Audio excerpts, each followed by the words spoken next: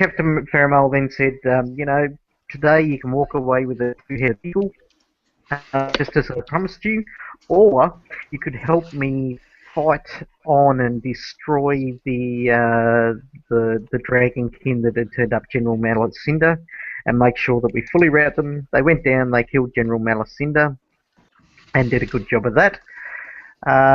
And on returning to Captain Faramel after that, everybody celebrated you all as wonderful heroes, and Biscaylee has been spending a lot of time with your character in the background somewhere.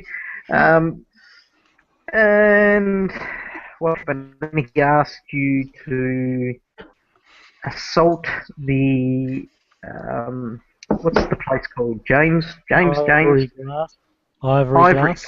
That's the one. He wanted you to assault Ivory Glass so you could take on the dragon that owns that and finally end this massive invasion that is apparently occurring, because they found out that there's a massive invasion occurring after killing General Malicinder. Of course, your paladin companion, Corbin the dwarf, who's not really a dwarf, turned around and said, "Hell yeah, I'll help out," and all of my friends will as well, because it's Corbin Duval and his companions.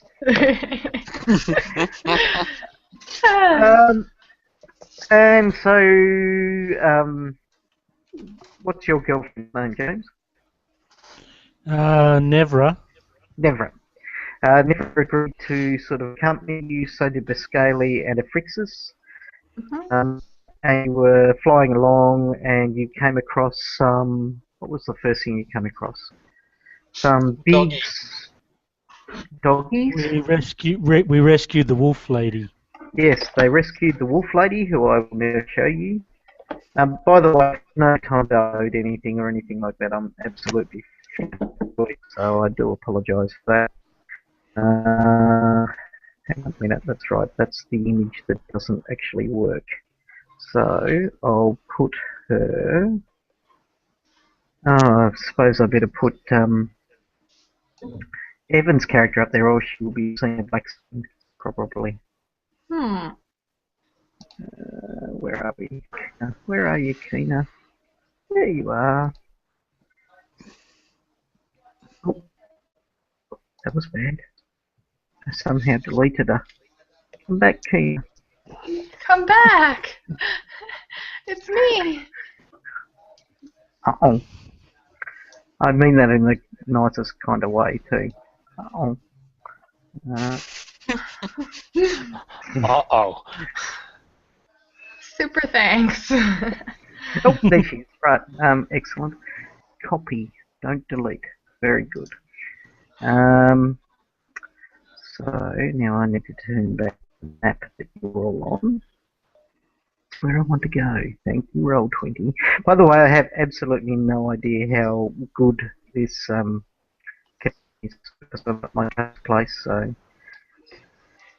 it does have MVN attached to it, but whether it works like that or not. Okay, so Kina, you should now not be seeing a blank screen. I am not seeing a blank screen. I am seeing a, well, okay, almost a blank screen, but it's got our characters on it. Excellent. Yeah. Just White wolf next to you? Yes. Okay, her name is... On a white background. Okay, the background will eventually filter through to you. Oh, no, I mean, I'm seeing the background, it's just very snowy. Oh, yes, well, there is that. No, they saved her from some gigantic spider mammal-type creatures that like to spew ice and cold around. Essentially, they saved her. Backnala turned around and said, "Oh, you know, it's been prophesized that you would all come." She'd actually been kicked out of her tribe because she espoused that people from beyond the stars would come and help in this particular watch. And she said she would lead you through a glacier that would lead directly to Ivory Glass and save you from having to attack it from the top, which is a very... Yes, and that there was a treasure. There was a great. What is Magnala? Hang on. You remember? An adlet. Adlet. Yes. There was a great adlet hero once called. Where are we?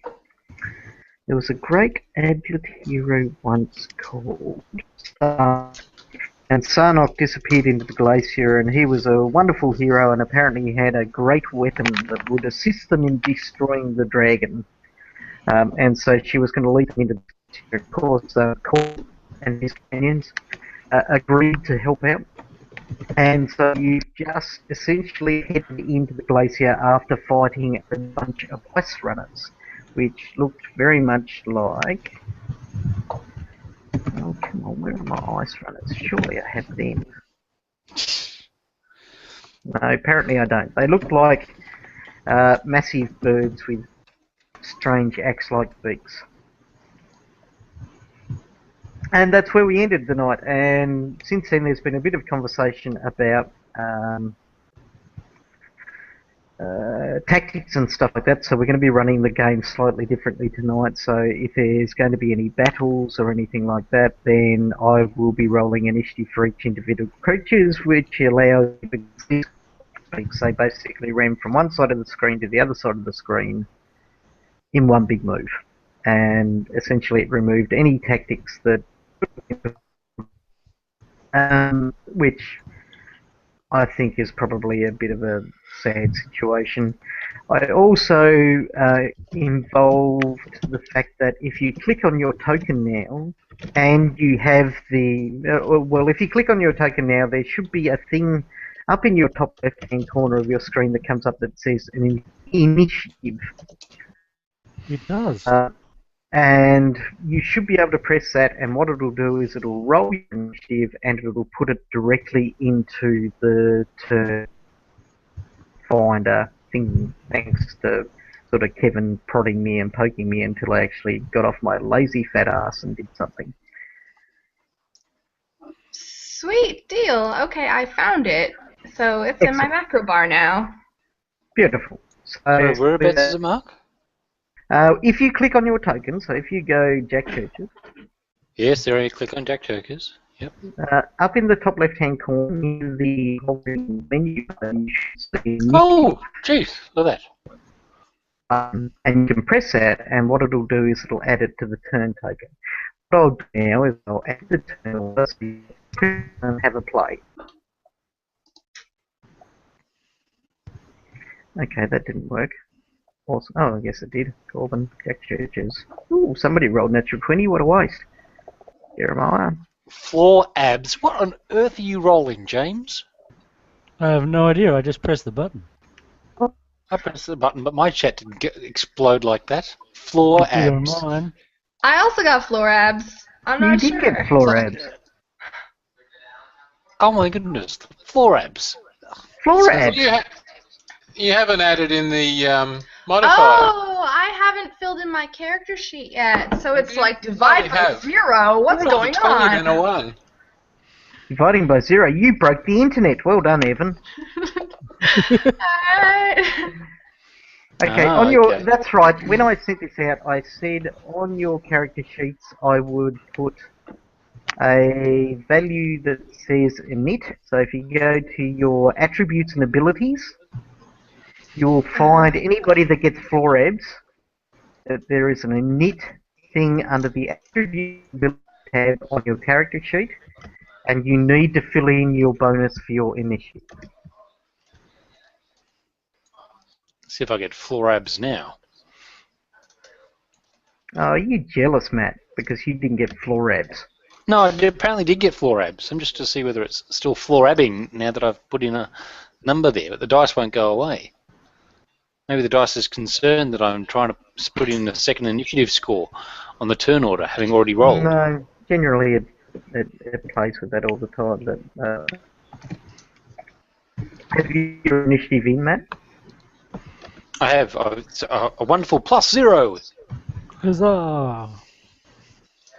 Okay, because I rolled yours. now, and yeah, you're right. The dice isn't going away. What have you done? You've broken the internet, Matt. Hooray! Oh, my dice Love isn't My going dice is away. just sitting there on 17. Yeah, mine's sitting there on 4. What did you do, Matt? Hang on, I'll roll a survival check and see if that helps. I deleted you from the turn order. That Oh. didn't seem to help. I'd start dumping dice all over the table because none of them are clearing off. I'm going to have to exit and return as a player and then come back or something. Rejoin as player.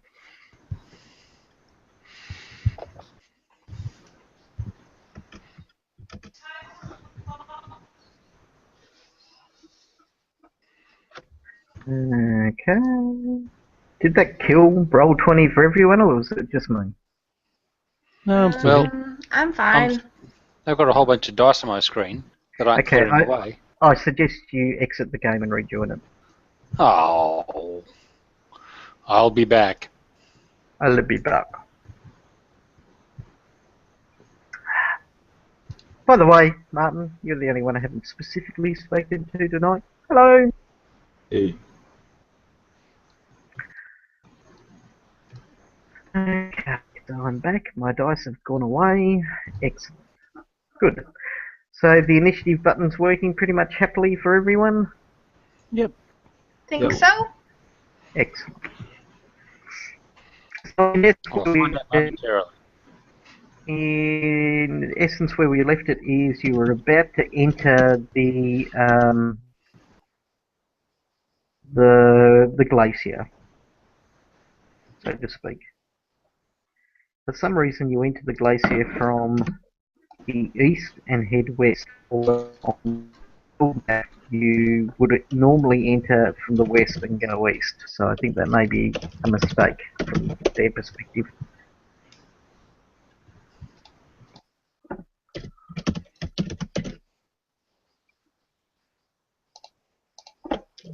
Right, okay. Is that you typing lots, Matt? No, I'm just clicking. Somebody else is typing. It's not me. I think I'm typing. That's I okay. think I'm That's all looking right. at my old version of my character sheet. I'm trying to find my new one. Where did I stick it in my computer? I don't know. You want me to put I'm the a link up to your fool. character? Yes, please. Oh, actually, your character probably needs to level. What level is everyone at the moment? What level are you guys? 11. 11? What level are I'm you? at 10. Okay, well, you're going to have to suffer tonight at 10. No. No.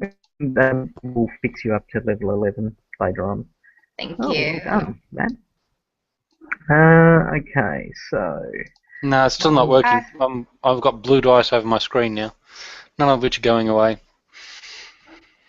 You've broken the internet. Yep. Try... Have you got 3D dice active? Yep. Yeah, turn it off. where's Evan's character? There's Evan's character. But they're so pretty. Yeah, but they tend to break roll 20 for some reason, I found. Sometimes, yeah. Yeah, but I think they're luckier because you can blow on them. There's the link, Evan. Thank you. Well, that works straight away. Okay, beautiful. Still got blue dice on my screen. But anyway. And no floor abs. There we go.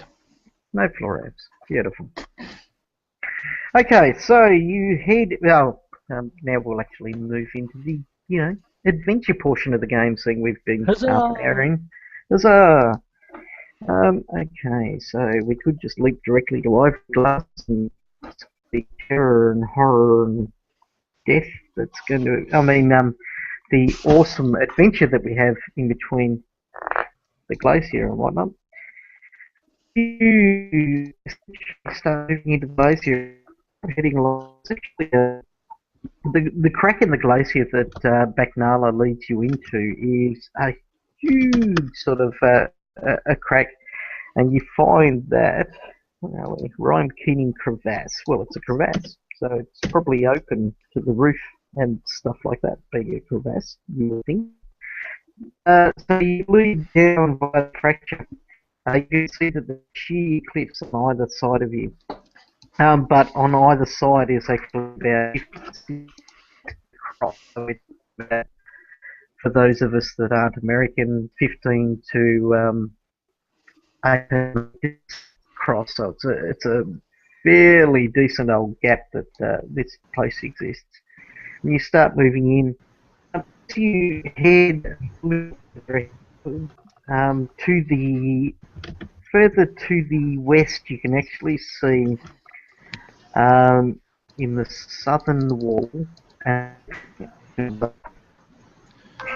The record, Jack feels like this is a bit of a trap. He is going to take a perception check, but basically, this feels a lot like the Lone Ranger, where all the rangers are wandering through the bottom of the valley, and Doc is up the top, with his Gatling machine gun. So he's going to be taking a perception check to make sure that we aren't in the Valley of Death. Okay, give me a perception check then. Just because there's a description attached to it, and by the way, that description was mine. It means nothing at all. Oh, hang on, is that with us tonight? So we'll get rid of darkness. That leaves us with Jeremiah, Jack, the Scaly, Frixus, Keena, Bagnala, Chomper, and Corbin. Did I not read anybody out then? Right. 35 of us tonight, yep. Okay. Martin, was that a perception check? Yes, looks like it was. Yes. And Matt, both of you.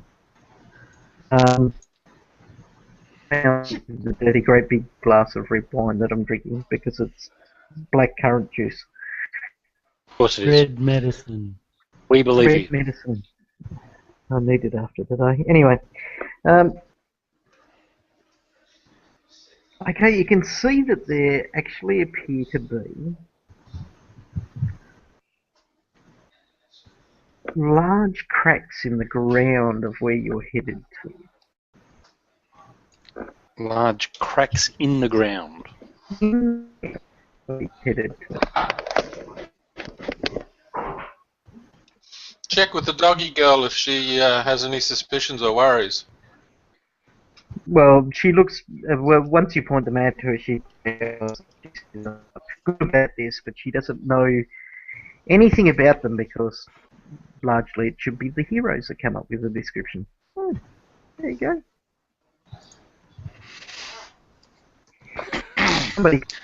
Doing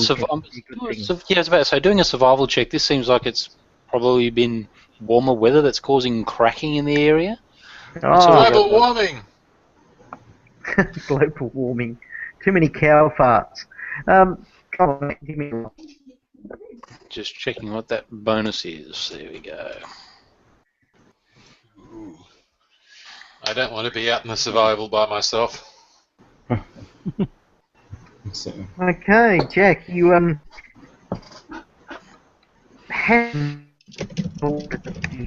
right on the tip of your tongue. You can't tell exactly what it is, but you know that it escapes you and protects you by standing in front of you. I'll try to.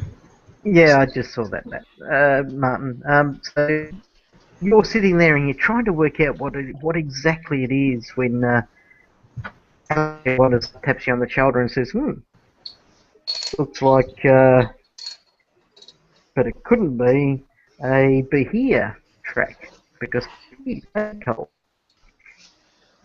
Bahia? How about a nature check?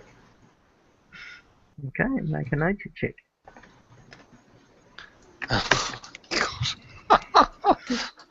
That's horrible.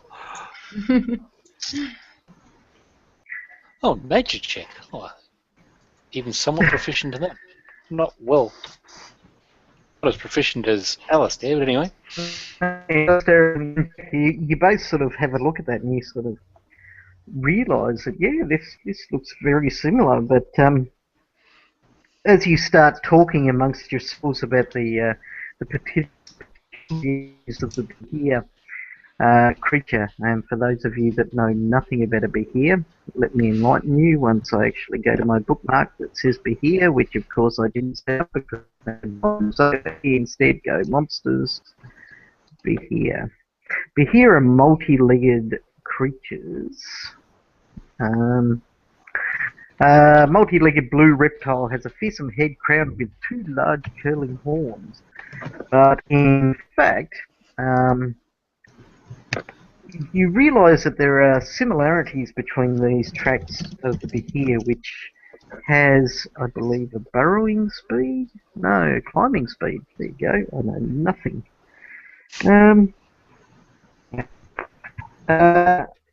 But you realise that there seems to be almost like intensified frost or ice hardening around where their particular legs have been, meaning that this is probably some kind of variant of what you realise is a Behir on Golarion. Mm-hmm. But otherwise, tracks including some electricity scoring, because Behirs are noted as having electrical affinity. Everything else is consistent with the Behir.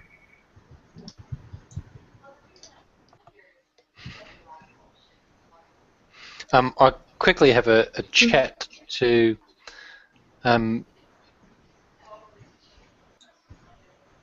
Baknala in relation to the Behirs that might exist in this region. Okay, you talk to Baknala about these creatures, and she mentioned their capabilities and powers that you're aware of, etc. She says we have similar creatures on our world, but they are known as frost crawlers.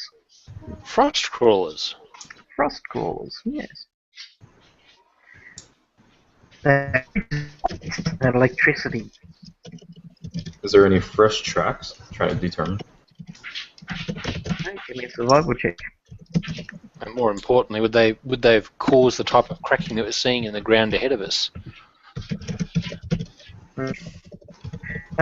Alistair, you have you're still looking at this from a distance, but you would suggest that all the tracks you've seen are fresh and probably territorial, almost as if the creatures are,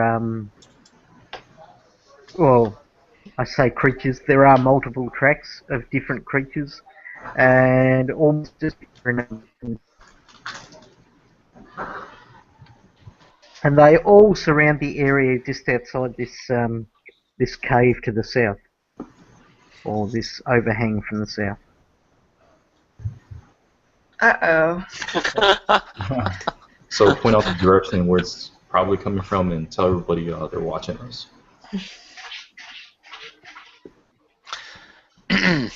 No, quick say to Baknala, this is the way through. This is the secret passage, is it not? Well, this is the crevasse that, oh god, what's his freaking name again? I mean, awesome! That Sarnok once reverently entered this crevasse and never reappeared, she says, mysteriously, because I can add that in as a GM. Oh, well, okay. These tracks indicate that there are comings and goings. So what if we just, chill out here and slaughter anything that comes by, and then go through? She's a witch! An evil witch!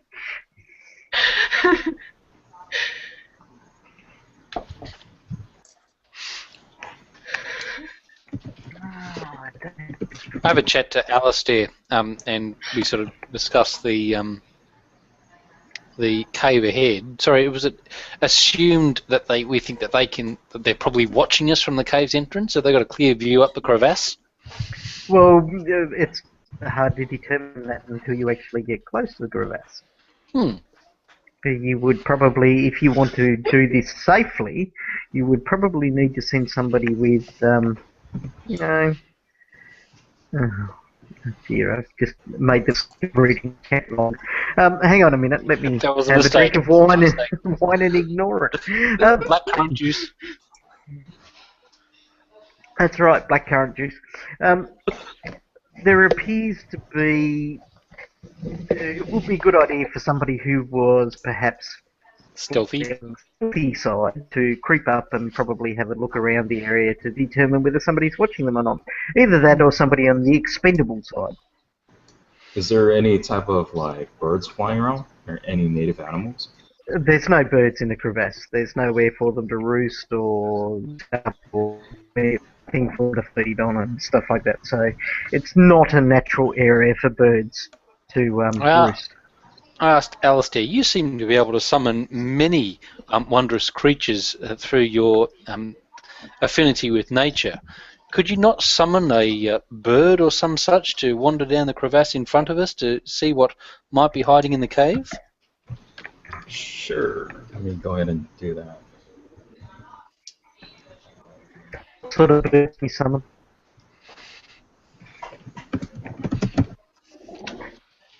That real quick. Ice bat. My owl! Come to think of it, the owl is a natural choice for looking through darkness. Hmm? But Good I point. love my owl. Send an expendable owl. Yeah, carries all of her spells and. I'll go Not ahead that and that's- summon a eagle. Okay. White eagle. Cool. You draw forth an eagle from Galarian, who's quite surprised to find himself on a star very, very far away from home. That's it. He says, I'm here in mind. And I'm assuming that you send him forth towards the crevasse with a bit of a look going.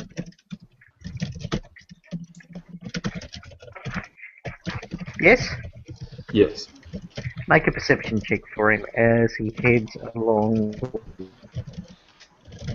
I shall get my mage armor up while we're waiting, Mark. Yep. With spells like Mage Armor and False Life and stuff like that, I am also happy to assume that you actually cast that of, No you know, worries. after waking up and stuff like that. So specifically say those sorts of things for me.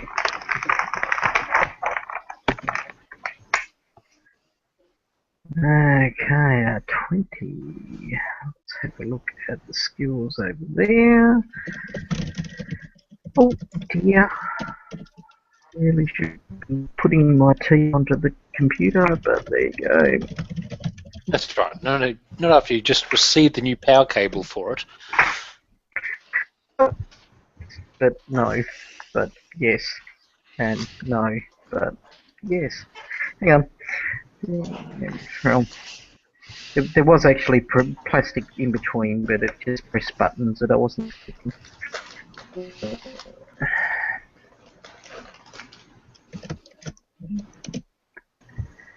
Ooh, very good. Your eagle wheels around in the crevasse and it sort of looks into the crevasse and it can't see anything in particular and it's just about to leave when it notices some movement, and as it stares into the crevasse, you actually, and you don't get share sensors with this creature, do you? No. Do you have communicate with animal or flying eagle or summon creature and stuff? Summon nature's ally. Can you talk to it? I can transform myself into an eagle. Are you can speak to transferring birds. yourself into the eagle? What's that? Are I you speak bird. Oh, Well, let me try. Yeah, I'll transform myself into an eagle. Fly off over there. well, the problem is solved if you bring the eagle back and get Keener to talk to it. Okay. Go ahead and do that instead. Oh, thank God for that! I nearly choked on my tea. Anyway, the eagle comes back and it lands upon the ice before you can, and it looks at you seriously, then looks at your owl hungrily, and then informs you that there are two large creatures hanging from the cave top, and there are large pecking on the ground. Oh, what was that again? You cut out a bit. Awesome. Just when I put a big mouthful in. Hang on.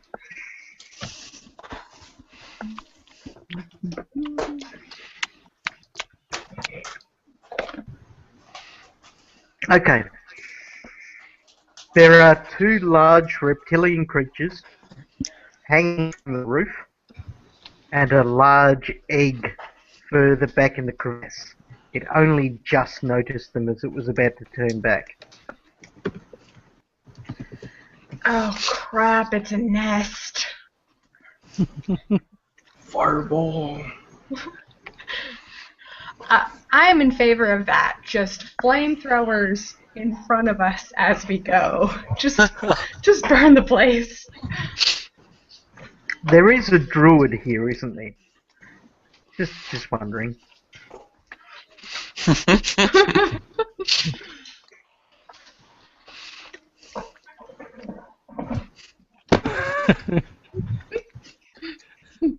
Could we make that place cave in on itself? All right, I've got to say something, right? That's right. Do anybody with earthquake? I'm going to throw resist cold and go down and kill the behears. Who's with me, team? Let's go, Corbin. I'll bring That's the true. fire. Hey! I throw shield of protection on him. I glance aside at Jeremiah and I say, anything he's willing to do, I'm willing to do better. Off we go. Oh my God. That's all I can say. Here I am trying to, allow a role-playing solution to this, and all you want to do is go down and kill the reptiles. Alright, let's get into this. Maybe Kina can go ahead and talk to it. The paladin's running down there with the sorcerer and the cleric in close regard going, yeah, let's see who can kill as many behears as we can first up. I just want to watch.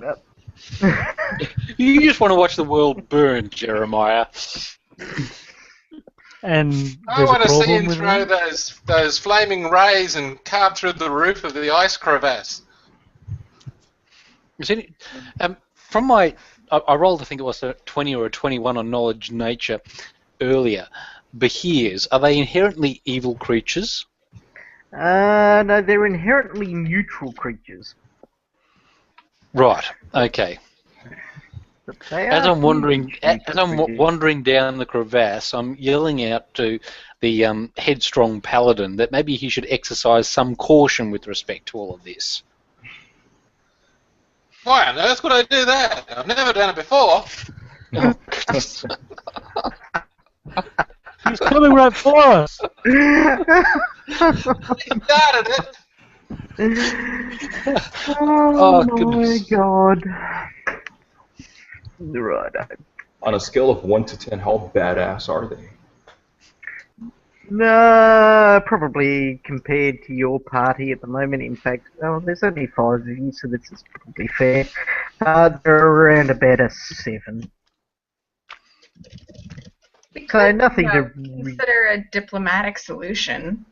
They're animals. Can't we just That's walk right. through the crevice and they'll attack us or they won't? Let's get Yeah, on with that's this right. journey. Oh, no, they were going to attack you if you walked through the crevice, because... Yeah, because we're going to be Exactly. near their egg. That's right, near their nest, near Yeah. their home. That's right. We're invading their territory. I'm And on we're a gonna mission kill from God. They should have moved out. You didn't give them notice. God did. They didn't get the message. It's their fault, not mine. Haven't you actually learned about the rules of giving notice? There needs to be a month before you can actually enter their area, and there we go. God There was a knows lot my of rules. talking Get going set on. up. There's a lot of talking going on. It could easily have been a month. Oh look, there's a cute little nest with an egg. You like that? I do. That's very good. Thank you. Hang on. Sorry, need what? to Because turn I happen to these know things that Bahia eggs you can raise them as pets. Hang on. You What is he really, talking about? You really If you- want to take this egg and raise it as a pet, and If No, but you head Martin to does. the, Martin loves this sort of stuff. if you head to the Martin. southeast, you'll find what he's talking about. Oh, yes. I've zoomed out and I've found it. Very good. All right. Who woke up the small child? She was not quite asleep yet, and she just decided to do a runner in to see me. Aww, how cute. I think because she was nearly asleep, so she decided the runner was about time. How many behears did the eagle see? 2. Okay. So my knowledge nature check, my chats with Baknala. What it seems to be the best way to defend ourselves should these creatures attack us in a unprovoked kind of manner. Elemental cold. Let's face it, that argument is null and mute now because it's it's not unprovoked in any way, shape, or form. Well, hang on. The paladin hasn't won the initiative order just yet. Well, But the I said paladin's the only further one up that I was rolled it. throwing a spell and charging. He did say that. Throw a I've got to big say, snowball on him. they've got breath How would you like weapons. if a barbarian was up in your baby's playpen? I promise I'm just taking a shortcut through here. Is that kind of like how would you like if a witch was all up in your baby's playpen and said, I promise I'm just rolling a cloud kill through here? Something like that? They breath weapons, and they also like biting things, and for some reason they like raking things and swallowing things and spitting things. All right. Do they get Oh, distracted by, swallowing! do they get distracted by shiny things? That's the most important thing. I'm shiny. No, but they are immune to electricity, and you're assuming cold because they're a variant. Yes. What's the first one you said? I didn't catch it. Electricity. Electricity. Ah, good, right. Come on, Jack and Jeremiah, who Initiative, said they guys. were running They're after Oh, behind me right, 100%. Oh, goodness. Here we go. This just doesn't end well. It's Yeah. all for one and one for all. especially after that roll. damn it! Doesn't he have a dex modifier? Nope. My God. I think it's primarily because I've got medium encumbrance at the moment. I haven't managed to ditch my chain shirt. I'm just carrying it around just for funsies. Oh my God. Well, do you want to carry it for me? Yeah, I could have. All right, I'll give it to you next time I see you. Okay. We could have put it in the bag. We've got 2 bags of holding. Oh, nobody ever mentioned that to me. Yeah, we found another one. So we've got 2. So we've got plenty of room. Oh, well. Okay. I did a 15. 15? Have I not added you in? Why are you not getting it in, Martin? Did you press the initiative button? Yeah. That's unusual. I'll have to investigate that later. Alistair, where are you? Right there, add turn. Is the other one for Chomper? Okay. Yeah. Yep.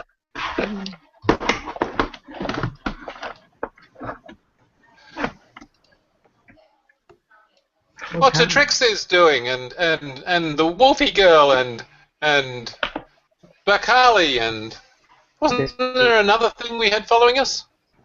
We didn't have one that had the hots for somebody? Yeah, that was Bescali. Was it? Oh. I Mm-hmm. thought he was a dragon newt. Mm-mm.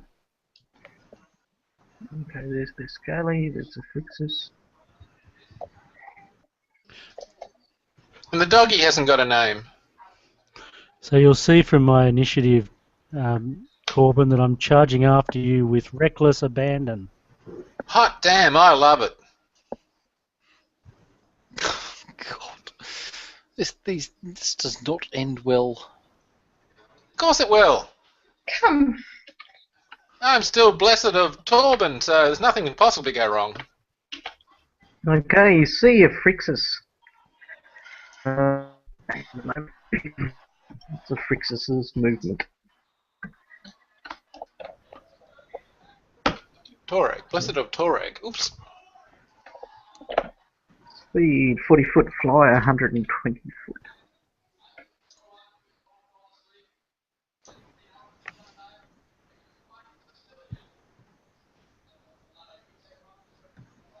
Okay. The Phrixus flies in to the north of the creature, not being able to get into a perfect position to enable any of you to flank, but comes in and wields her glaive toward the creature. So there we go.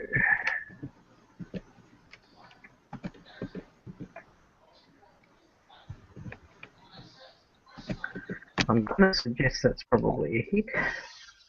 It is. As the glaive flashes down, cuts through, doing... ooh, they're pretty nasty. You deaf?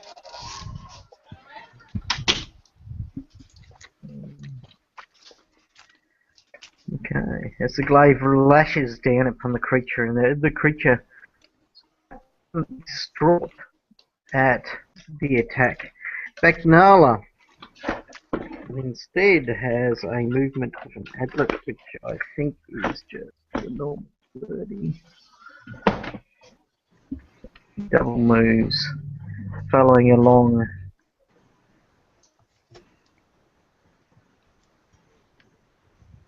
the Phrixus's line. Pascali, who is on the back of a Phrixus, is...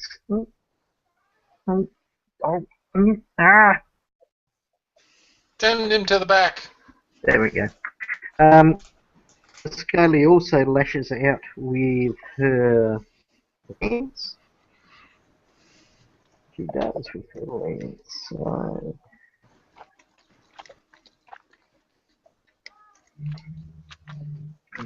quite a little bit more skilled than a Phrixus with the lance. Yeah, but only just manages to nick the creature. In fact, that's the magic number for anybody that needs to know.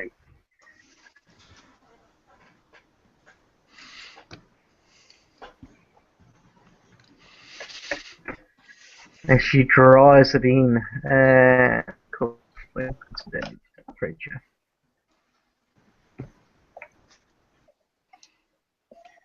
Okay, the Behir at the top. What's its movement? Okay, we'll go to the bottom one first. Oops. That way in, go like this.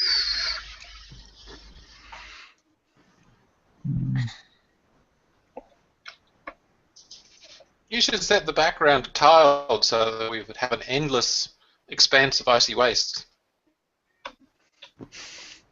Can I do that? I think you can. I think there's an option for tiling. Anyway, yeah, do it later, not now. But they're in a there cave. is, but you actually set the size of the map, and it's a map, so... Okay, so let me... Which moves to about here, it's... yeah, pretty good.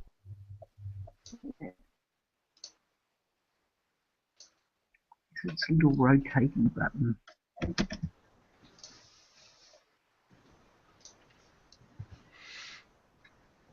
I can't make it rotate. So many open lines. Oh, hang on, I found it. There we go. It turns to that point there, and it lets loose a breath weapon between Aphrixis and Biscali as electricity arcs out. Hmm. Damn. DC 20. Kaylee! Bye, girlfriend. How dare you, you beast! Grr, arg, it says. See, they started it. Impure Buffy sensation. Okay, this is Biscali. Ah, look at that. She takes half the damage, unconcerned by the creature's breeze on her. And Aphrixis, unfortunately, takes the full brunt, diverting it from Biscali's body. Oops. As we roll this amount of damage. So Aphrixis takes 28 and Biscali takes 14. Jeez. Oh. Sounds like a combat we could have / should have avoided. But anyway. Shock and awe. Shock and awe. Bloody Americans. Right, as one about to 40 feet. Taking an attack of opportunity from Biscali and Aphrixis. Ah, right. What? Zoe's been bugging me all night about why I've had two different attributes for dexterity on my character sheet, my Hero Lab character sheet. And then I realised that I carried over the entangled condition from last game. It was affecting my initiative. Actually, should be at +2, not +0. There we go. See? Paladin's always right. You can go just at the same time as me then, Matt. Oh, that makes me feel so much better. Yeah, it's not going to happen. Anyway. You can go just after me, Matt. Sorry, did that come across a little uncaring? Yes. Sorry. It's been bugging me for like 10 minutes. I've been looking at this character sheet going, why do I have a dexterity of 14/10? That makes no sense. Yeah, I should have just charged. Probably could have. In fact, I can, but I'm not going to do it. My tactical mistake. The Behir runs forward and then gets really, really frustrated about why it can't breathe at Corbin. That's a good Alistair, question. you Why reckon? can't it breathe at Corbin? It really should just unleash it and just have it sort of arc out just in front of him. Well, actually, I should really have them on two separate initiatives, but there we go. Oh, lovely. I like that. Thanks, me, who's read. I don't remember writing. Alistair, your action. I'm gonna go at this without prejudice, so I'll bust out the Cauldron of Overwhelming Allies. I'll use Summon Nature's Ally 6 to summon 1d3 plus 1d3 plus 1 Cyclops. 1d3 plus 1d3 plus 1 Cyclops. Right, so you get 5 Cyclops, that's pretty awesome. Which I will provide to you at the start of your next round. And if either of them is still alive by then, I'll be incredibly surprised. Corbin, your action. That's me, the hero of the day! I rush forward! Hero What's of he the laughing day, at? aren't you the What's he hero laughing of at? all Why is time? he laughing? That's disrespectful to the Paladin Hoodness Brotherhood, This is Corbin Duval. It's Corbin charge. Duval, the seriously deluded. That's right. He is a dwarf, remember?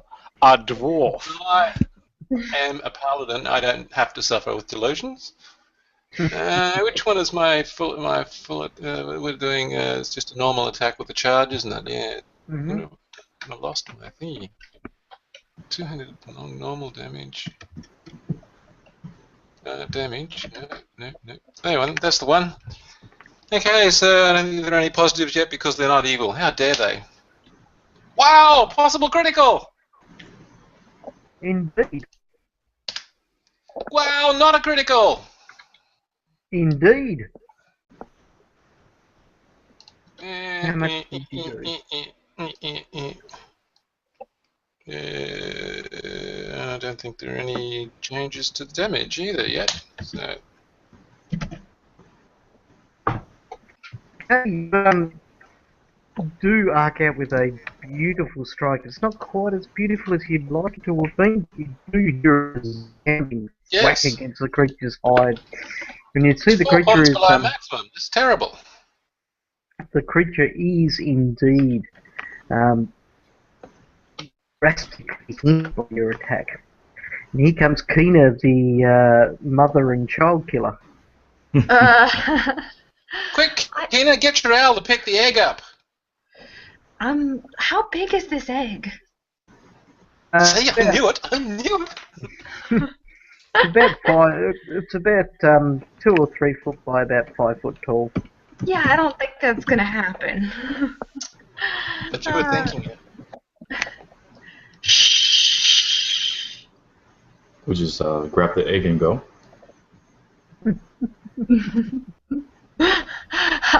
Yeah, we do actually have to go through the cave, if I remember correctly.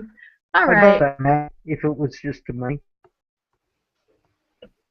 All right, you're within hexing range, so I'm going to move down here. And I'm going to cast Evil Eye. Righto, what's its will save against that? It's a will save. DC 23? I think it's 23, yeah. Oh, no, it's 21. 21.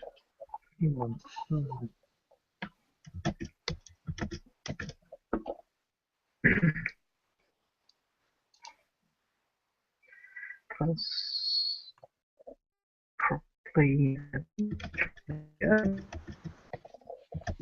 Okay, it succumbs completely to your evil eye. That's the full effect of it. Awesome. It's -4 to, let's see. It'll take -4 to its saves in the future. Okay. For 9 rounds. Worries. 9 rounds. Yep. Okay. Right, Chomper. I'm gonna go ahead and pounce on the one in front. No, wait, I take that back. Can I take it back? I want to make -4 to its AC. Okay, no worries. Okay. -4 to Yep. AC for 9 rounds. Yep. Right. He goes ahead, claws. Okay, that's a hit. Okay, second one. And the second one is a hit also, and it drops to the ground deader than a dead thing. What? I thought this was gonna be harder. No, not with my leadership.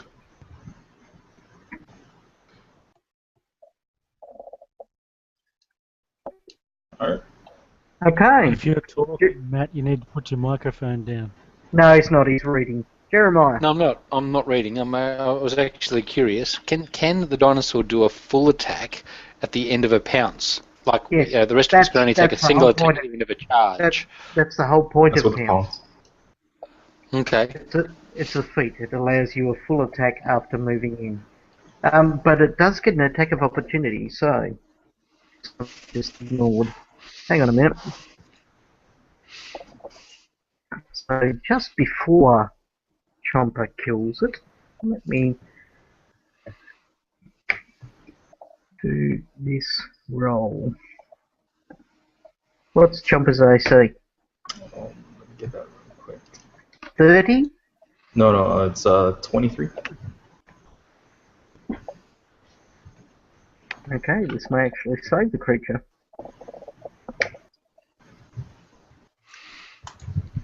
Okay, does this amount of damage? and the possibility of actually grappling it. So, what's the CMD? 27.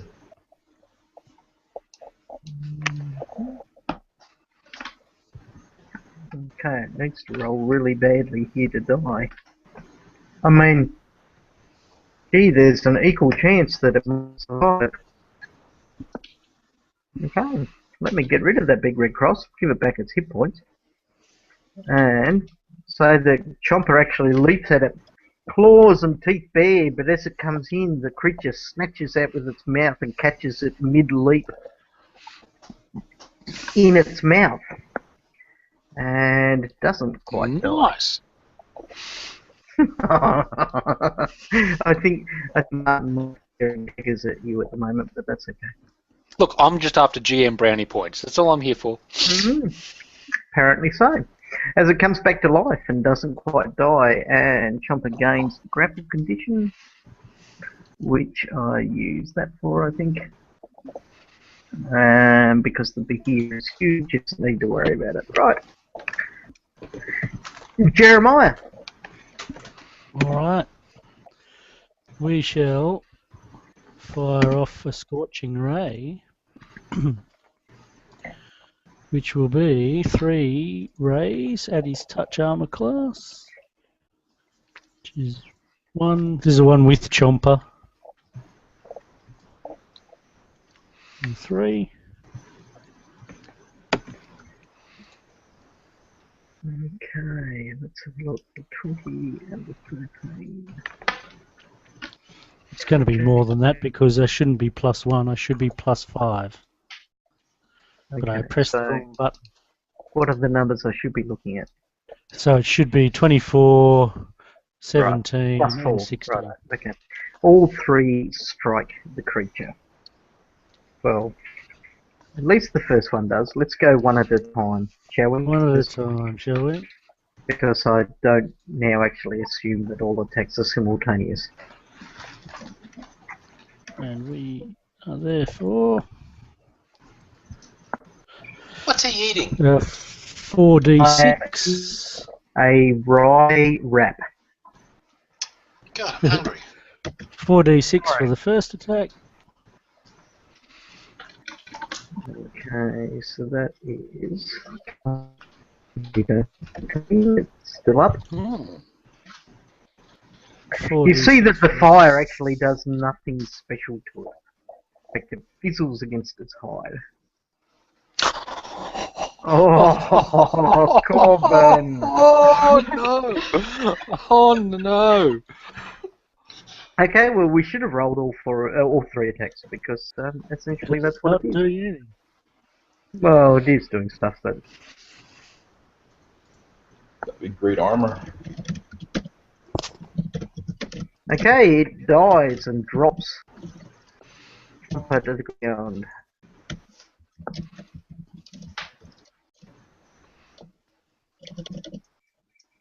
Right, hi.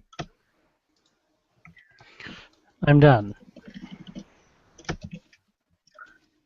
Jack Churches. Finally.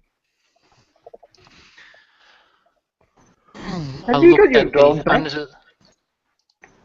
Well, you keep on telling me that I got my dog back. I think you even named him Toothy too, just to be original. Oh, shots fired. I'm going to move roughly to.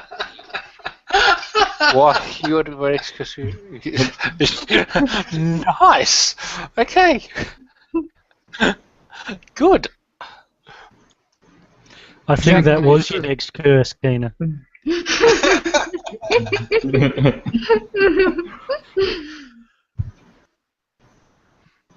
All right. Excluding the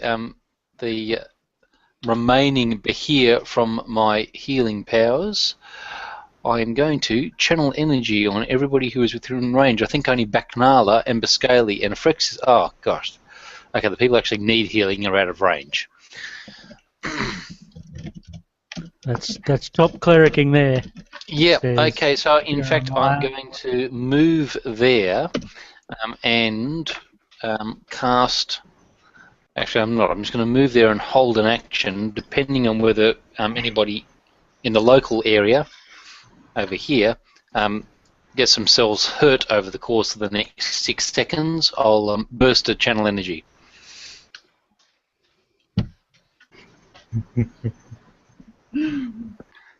Righto.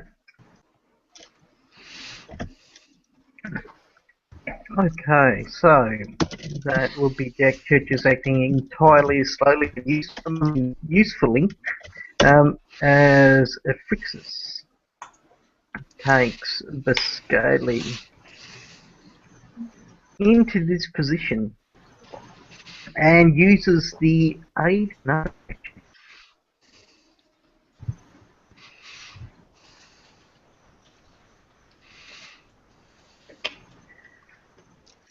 aid another. Where are we? Combat.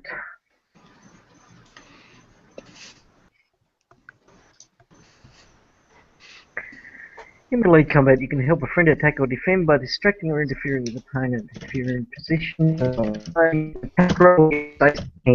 okay, so as long as this does not get a 1.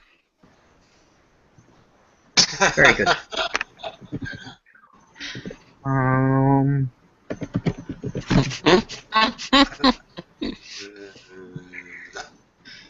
Oh God, I don't know why I'm reading that. Anyway, okay, so whoever comes in upon this creature has a +2 to attack. Bagnala moves forward and yep, no, it's there. Bagnala comes in, and as long as this doesn't get a 1. It is completely and utterly useless that she howls at the moon for some reason. And Biscaylee also seeks to confuse the creature as long as this doesn't get a 1. Okay. So whoever comes in and uses their first attack gets a +4. Alistair. Send in the Cyclops. Cyclops, that's right, there's 5 of them.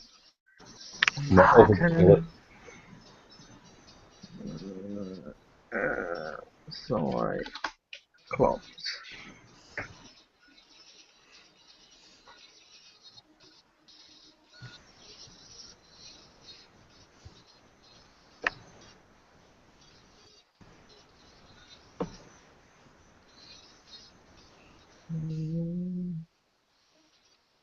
Oh boy.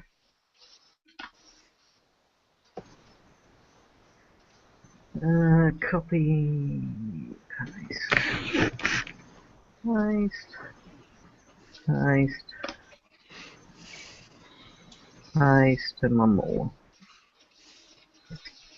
Oh, hang on. I've given you one too many, haven't I? I have. Right. Okay. Martin, there are 5 Cyclopses for your...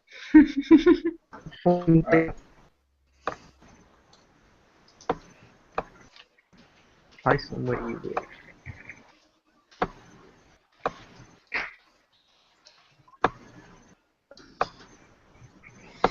Okay, I'll use the special ability on all of them to confirm.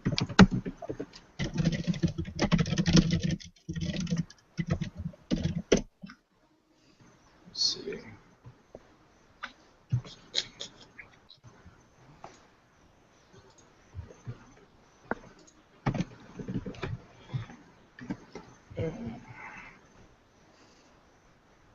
That'll be from the down up. Down This up? one first. Yeah.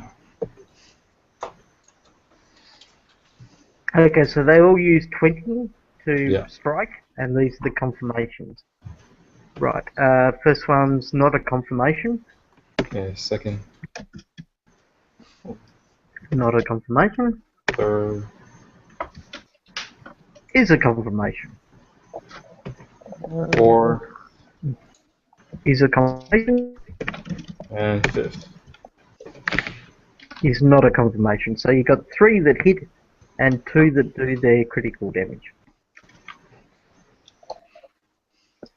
So add all those dice together and give me a roll. Okay, here we go. And everyone was worried because... I wasn't worried. Exactly, Never that's worried. what I'd like to see. Unswerving, unthinking, loyal support. So this is to the hits, right? No, just not worried. That's the first one. Second one. To hit. Oh, okay, that's a miss. Then 3 critical cards. He's listening to dance music. Worse still is listening to Kate Bush. Oh, that would be good. I like Kate Bush. Should I just do all the rolls and just multiply the damage? Yeah. Okay. Okay.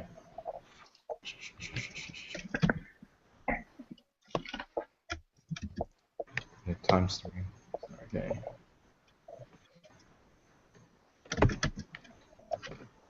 I still really want to use the eject on him.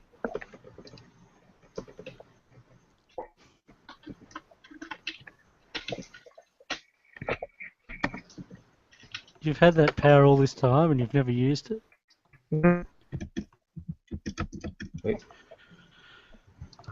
It didn't turn out right. Just shows you that he really does actually like You've gotta my use singing. it. The fact that he hasn't ejected me yet. You've got to use an asterisk. Asterisk? Oh, okay.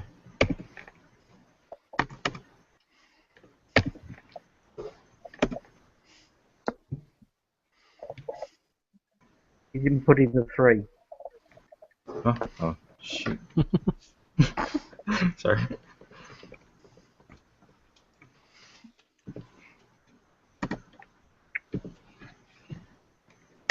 Actually, let So me do that's- this. So Huh? the 5 plus 3 plus 6 plus 7, which is 8, 14, 21 times 3 is 63. And now do, let's see, I think it's dead. or is that critical? Is it dead? Hang on, let's go. If it's not, it will be soon. It's not dead, no. Okay, here's the other critical. The second one.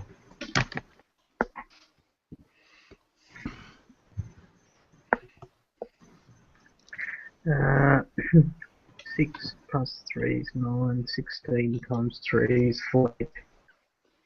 14, yes, now it's dead.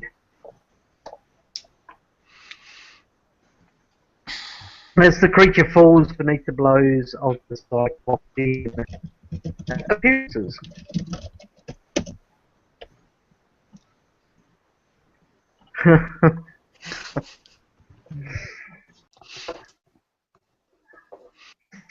Right.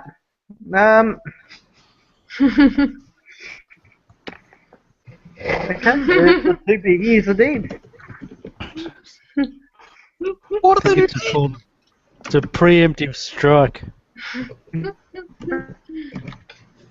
Okay. So, where are we? I wander over to Alistair and say, seriously? 5 Cyclops? For 2 of them? Really? Don't you That's think how it we might do have... Yeah, but those 5 Cyclops could have come in handy later. Surely. Well, it was on a 7 of badassness, so. But he was lying to make you do that.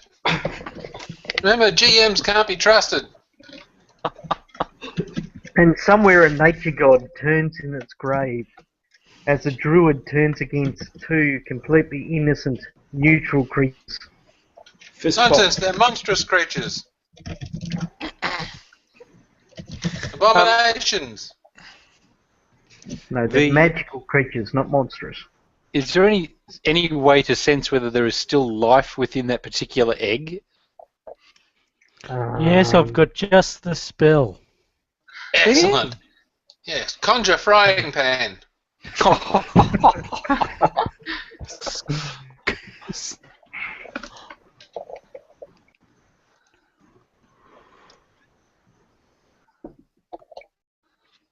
What's the spell, Jeremiah? Are you serious? No, well, I was going to Scorching Ray it. Oh,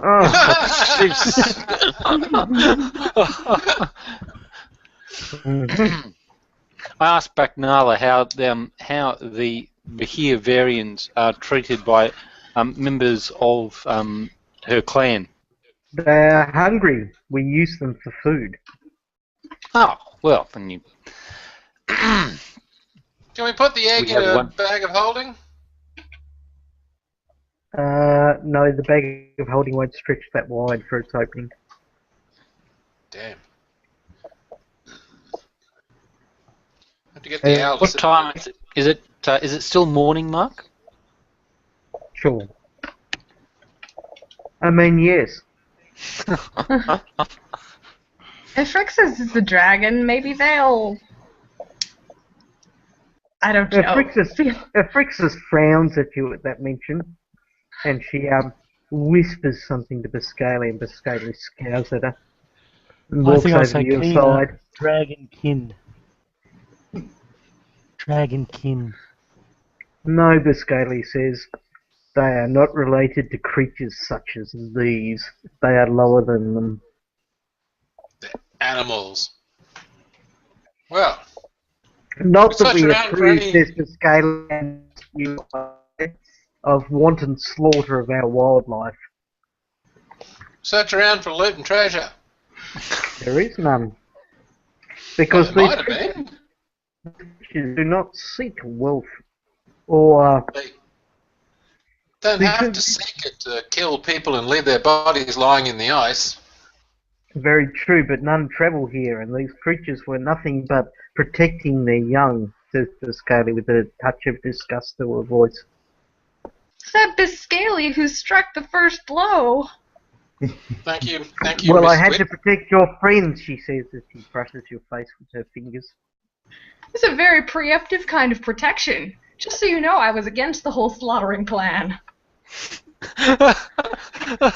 Are you attempting to atone, O fair maiden witch? These creatures would have struck down the armoured one, she points at Corbin. Oh, pfft. And were there any weapons of massive destruction? Yes, their breath weapons, and their claws and their bite attacks. Had nobody helped you, you would be dead now. They were going to attack us now because they are in the way of our journey. There were ways around them. I asked No, not Biscali according- if Frexes to stand close, and I cast channel energy over them. I know they've taken many wounds on behalf of our reckless paladin, so-called leader. Ooh, so Fine, cool. that's it. I'm not leading anymore. I go over and have a closer look at the egg. Okay, that heals them both to maximum, and they thank Jack Churches for his kind and wondrous ministrations. Oh, big suck up. The blessings of Erastil be upon you always. Rastal, you see, the word is alien in their mouths. Actually, it doesn't. Ah. It doesn't fully heal. It's not- I saw that.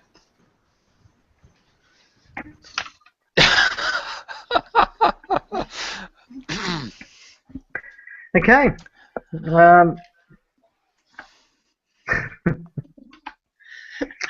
I cast Evil Eye On.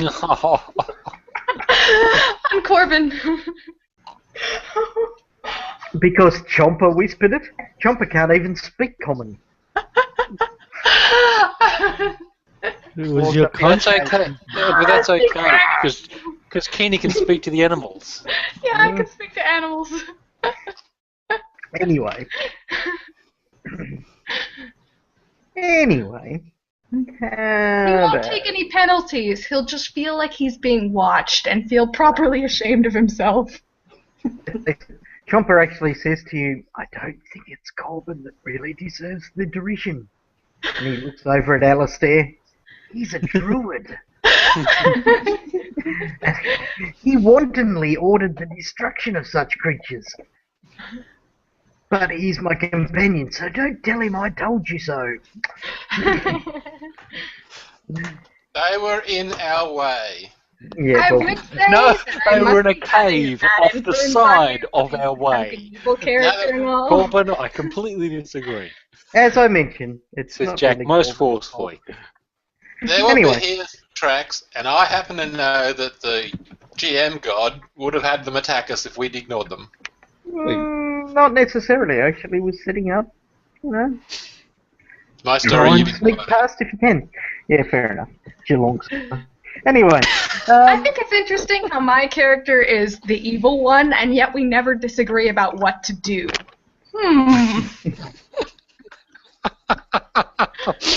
Oh, I think I'll have another beer because this is going so well. No, we righto. need the egg. The egg. Corbin goes This to is the what back of the happens. party and will guard the rear.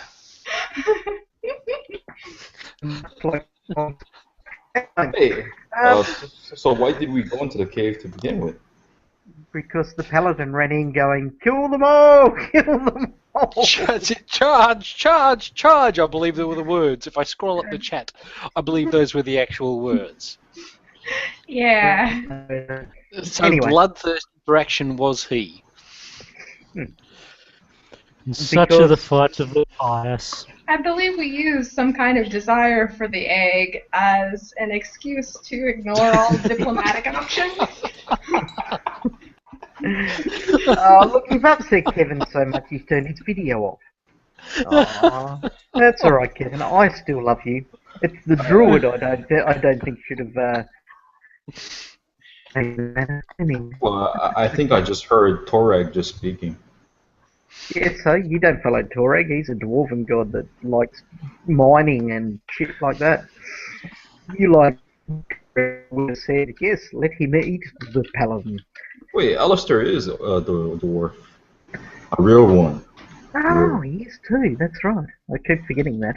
Anyway, you travel further towards the. Nobody's a real dwarf. Except for Libby. No, No, I am a dwarf. Alistair's a dwarf. He is. Yo. That explains I why he believe keeps you. killing nature stuff. Yes, that's Abomination. right. No, it's all elven. Quick. Right. You head Move further along. toward.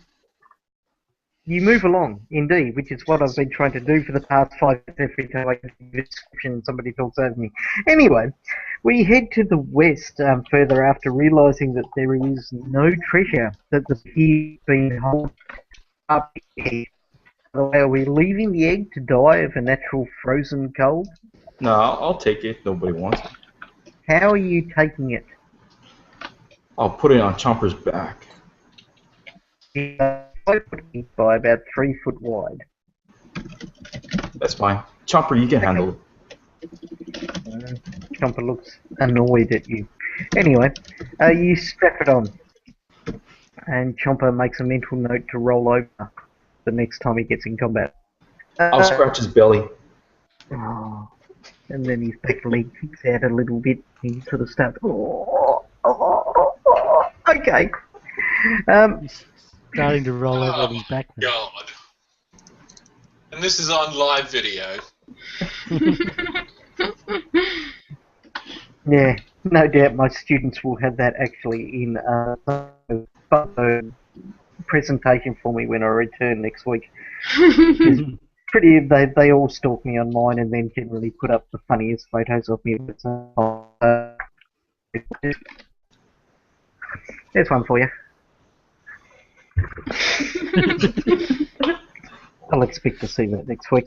Right. Okay, you head along and you head along to. It turns slightly towards the northwest. If you follow up and around, again, it's still following about 50 to 60 feet across. But as it turns towards the southwest, you see it begin to narrow to about 40 feet. As you come in, you find that the icy crevice, it's fairly rough on the ground, large icicles and not stalactites and stalagmites, but there's large sort of spiky ice sort of areas to the ground, and you can see that the crevasse has a massive sort of boulder in the way, forcing you to either choose towards the northwest. You're breaking up a bit there. Quite badly. You come to a section which offers you a choice between northwest or southwest. A large ice boulder essentially is 100 feet into the air. Perception. Yeah, look for tracks and Yes. send the owl out. Well, I asked Baknala. Baknala, which is the way? I know not. All I know is that Sarnok entered this crevasse, and it is a sacred place of our people, but none have ever followed. It is taboo to follow this path.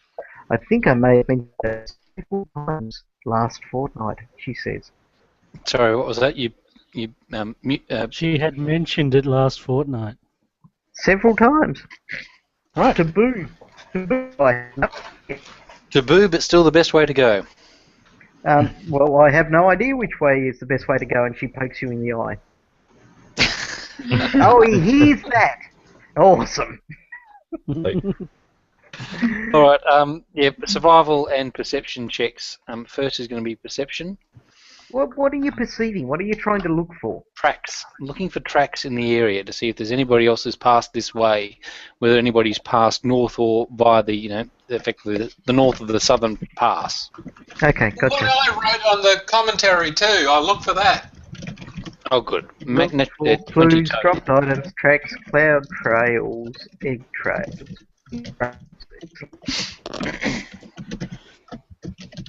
Okay, Alistair is currently looking at his navel. Whilst Jack almost looks at his navel. Jeremiah is pointing out that there's a series of tracks coming down past the cave through all these bad creatures. My audio was a little scrambled. Is there any difference between the northern and southern paths? One's darker, etc. Roll a perception check, please. Okie dokie. Thank you. Oh, now she can hear you.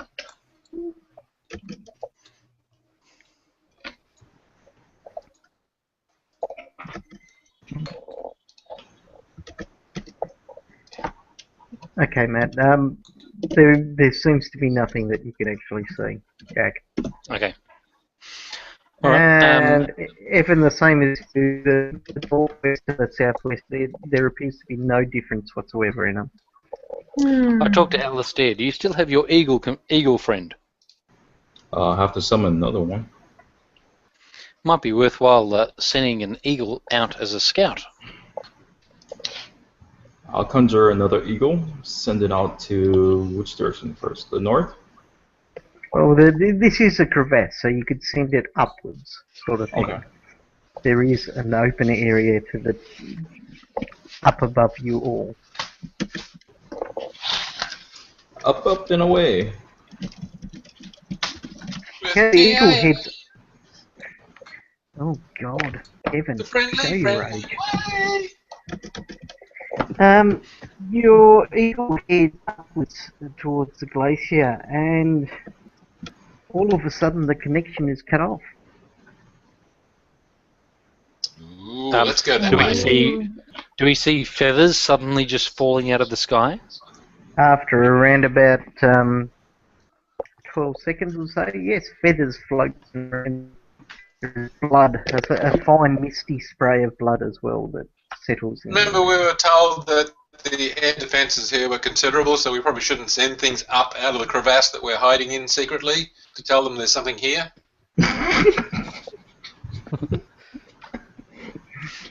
We go left, whichever way is most left. Corbin is now back in the front again because the leadership of this party is obviously weak. So we're going left. Whichever way is the most left, that's the way we're going. Okay, you head to the south. I'll be like 100 feet behind him. You head 100 feet behind Corbin, deciding That's this probably a time good to allow thing. the paladin to lead himself to the death. Alright, okay, I'm staying just inside 30 feet of Corbin, the exceedingly silly and brave, just so that if he finds himself suddenly murder-related, the heals will be coming. It's Corbin the tall. Tall. See, it says down there on the screen, tall. Not brave. I'm a tall dwarf. Corbin the Reckless. I'm going with Corbin the Reckless. Corbin the delusional. Okay. I'm You deluded head that the witch probably did it. head to the southwest, and as you travel down, you see the glacier, or the large ice section that stretches off you. Turns, and there is a turn towards the northwest. There is also a cave to the south and an alcove to your west. Alcove, they held treasure always. Let's go that way. That was garbled for me. I didn't get any of that. Sorry, guys. Yeah, I got alcove. Yeah, That's good enough. Oh, God. Okay, Corbin heads to the alcove, which is toward the west, and starts searching around the large icicle area, trying to dig up there without any doubt. Chipping away at the ice, you all have a big look around and find that there is no treasure here. Oh, we Right. continue onward then. Okay. You continue onward and you see Sorry, that what the type area... of, is this just a natural alcove? Is this something that's been carved in the ice? Is this just... You Give me- broke up a little bit, give me a Mark, so I wasn't survival entirely check. sure. Give me a survival check. I didn't say. Okay, you have a look at it. It seems to have been formed naturally. Okay, alright. No particular habitats, nothing living here, no sort of nests, no there's- tracks going in and out of it. There are no scats or any sort of tracks or anything of that nature here. Is it unexpectedly clean in that regard then? Not unexpectedly, but clean. There is no sort of natural refuse within the glacier in any way, shape or form. It is a Okay. clean icicle area. Seems like no one hangs out here, like ever. I wonder It's not- why. It's not a hospitable place, is the impression I'm getting. Yeah, maybe not. I don't know, guys. Should we open a hotel?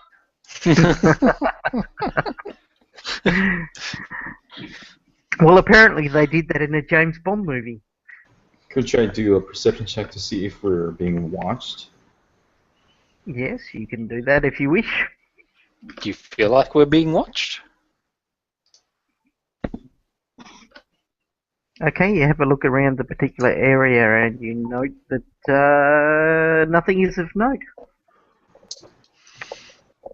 That's pretty noticeable.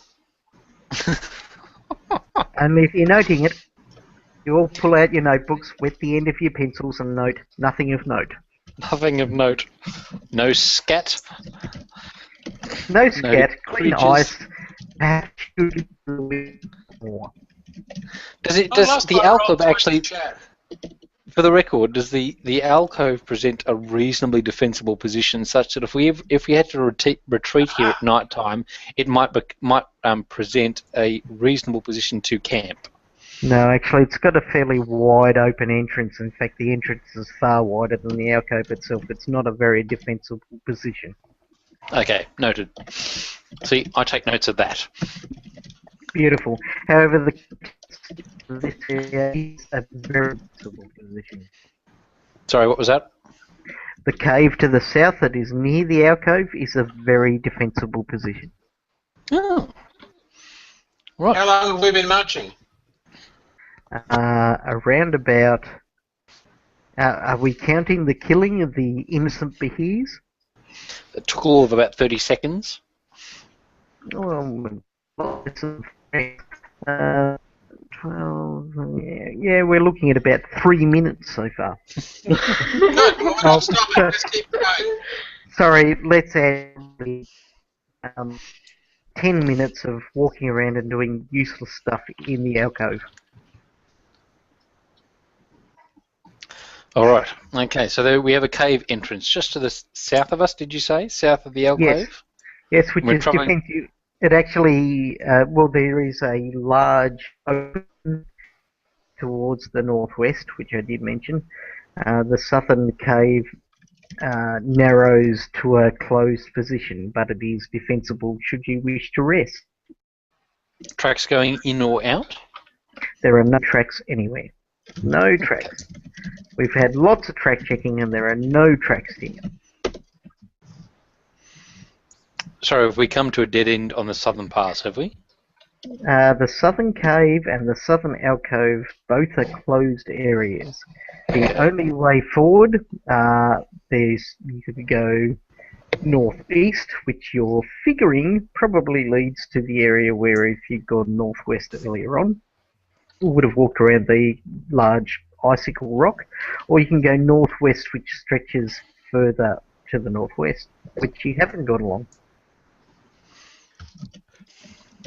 I vote northwest. That's a good vote. Listen to him.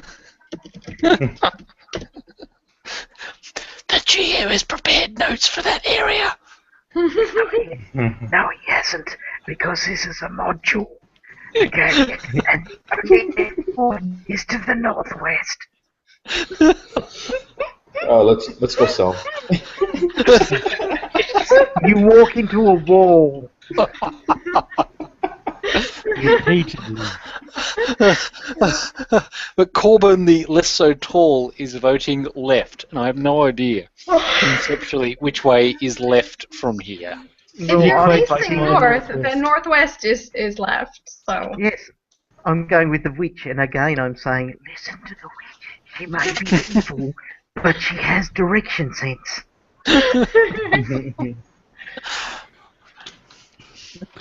So that's three of us, so we're going left then. left. 3 out of the 5 of you say, and they all wander off towards the northwest, while the other 2 of you go, surely there's something to the south, and wander again into the dead-end cave. So the dead end cave, is there actually anything in it?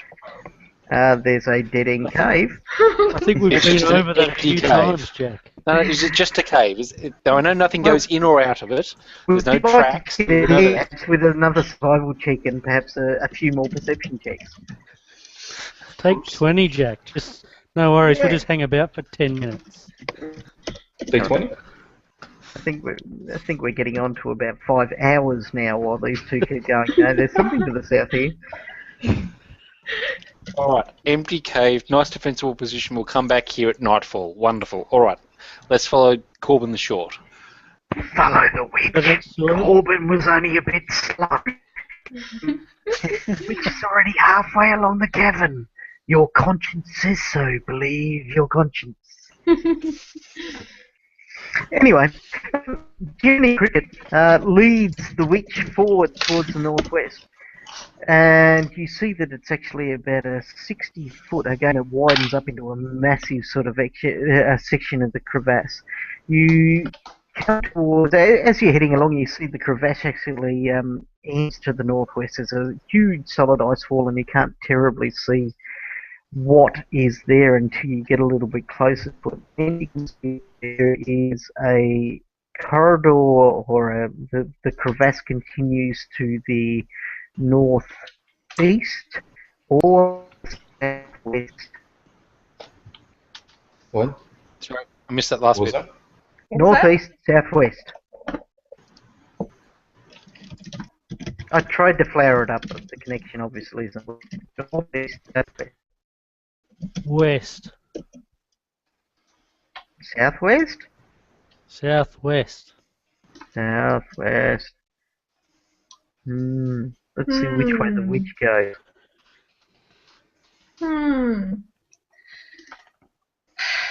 See,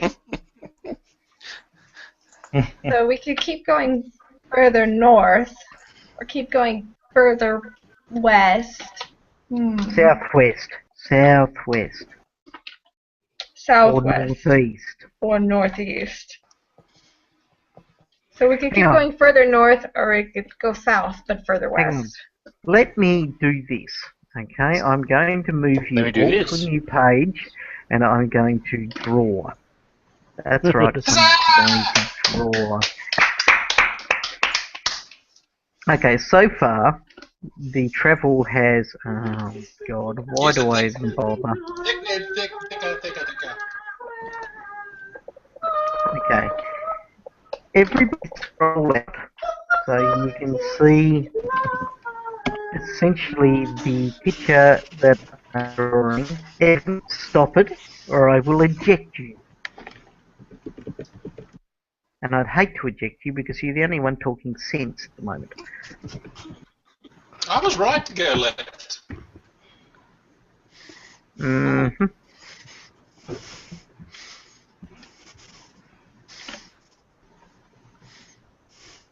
Do.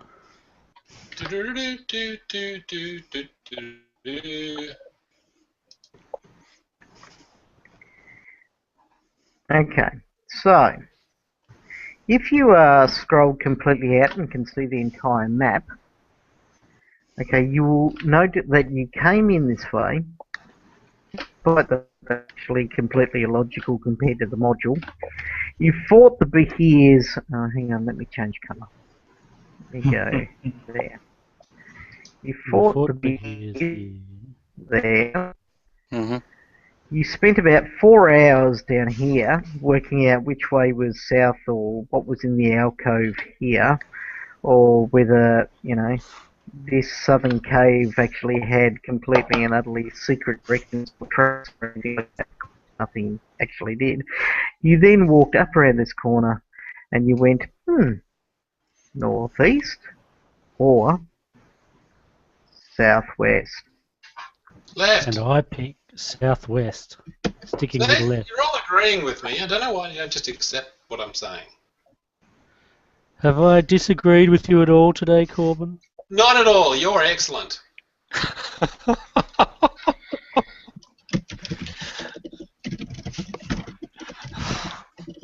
Any type That's of why I protect you with my shield. And I'm very grateful. That priest of Erastal's never any help, so... Is that Keener following the paladin? What? No, I think Keen is saying it doesn't matter. Yeah, I'll go where the group goes. Does anybody have any kind of direction sense to know which way might actually lead to where we're attempting to get to?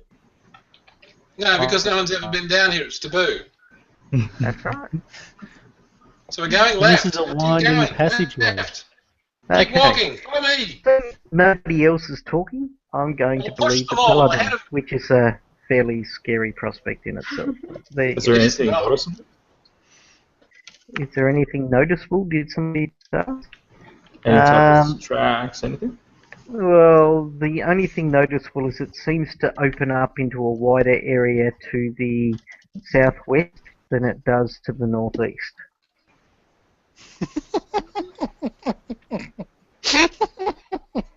That too. We see yellow paint on the side. No, there's no yellow paint. Unless somebody's drawn something which I can't see. Oh. So you see a lot of green paint. I'm getting a bit bored. I'm going to draw my name in the snow shortly. I'm going. I'm gone. Thank you. Oh, Luke. Ah, excellent. 3-way. Oh, God, we've gone from 2 to 3 ways to decide. No. Oh, God. That's it. I give up GMing forever. No, we're going right. That's right. You all I thought we broke were me. going left before. We We are going come left. to- We're going south.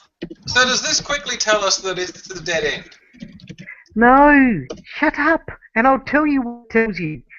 Right. I've got a map. I give up GMing. I give There's up. a map, and it's got a sealed line, so there's no way out. That's it. I give up. Somebody else want to GM? I'll send you the modules.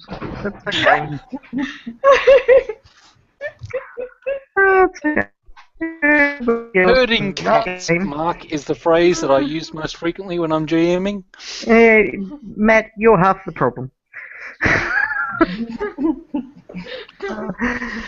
Oh dear.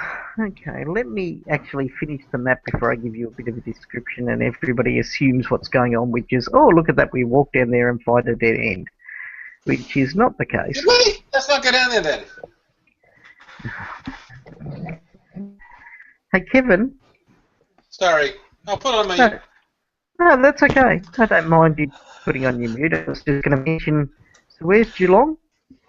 Oh, that's right. They're preparing for next year because they weren't good enough to make it this year. Anyway, just after I remind that again, there are dots and they are pillars of ice. The rough walls of this wide cavern glisten with sparkling crystals and mineral deposits. There is a bluish-purple haze to this area, which all of those pillars are made up of.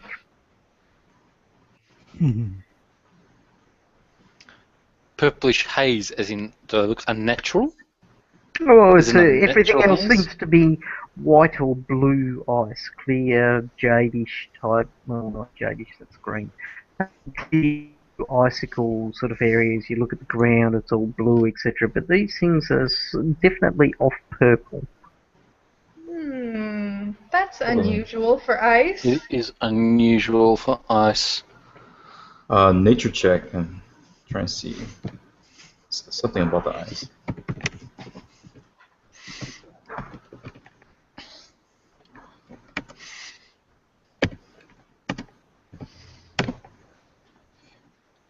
Okay, yes, it's definitely unusual. In fact, having a close look at it, you decide that this is... Hang on, I better actually see whether a roll of that form actually would tell you anything. There we are. Okay, you actually tell that these pillars are actually made up of a crystal, which is a living creature. The living creature itself is a carnivorous creature. It keeps itself alive, and it's actually called a carnivorous crystal. It's something that lives on Galarian just as well as the frozen star that you are currently on. These creatures are big and vulnerable to sonic energy. However, normally they have some form of damage resistance, and the entire group of pillars, etc., will be some form of crystal. And you look down and you actually note that all of the pillars are actually connected via a thin layer across the ice of the ground.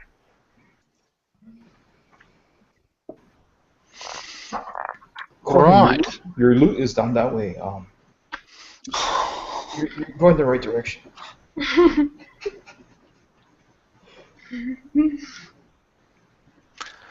Okay, so these are somewhat living creatures encased in a purple ice, carnivorous, and seemingly interconnected. The crystal itself is the living creature. It's not encased in it, it is the creature.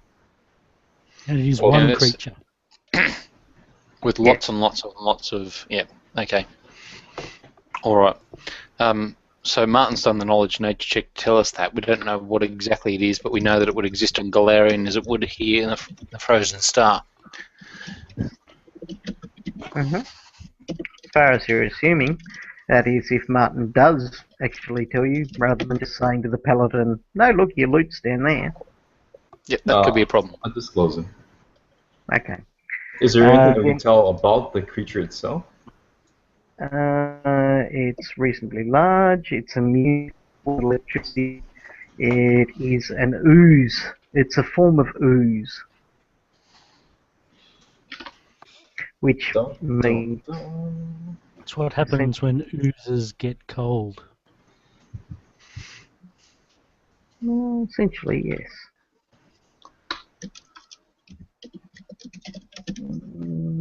Alrighty.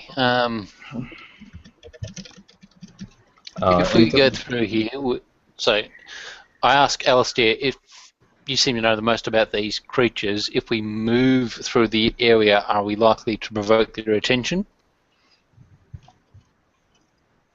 Oozes not intelligent, so...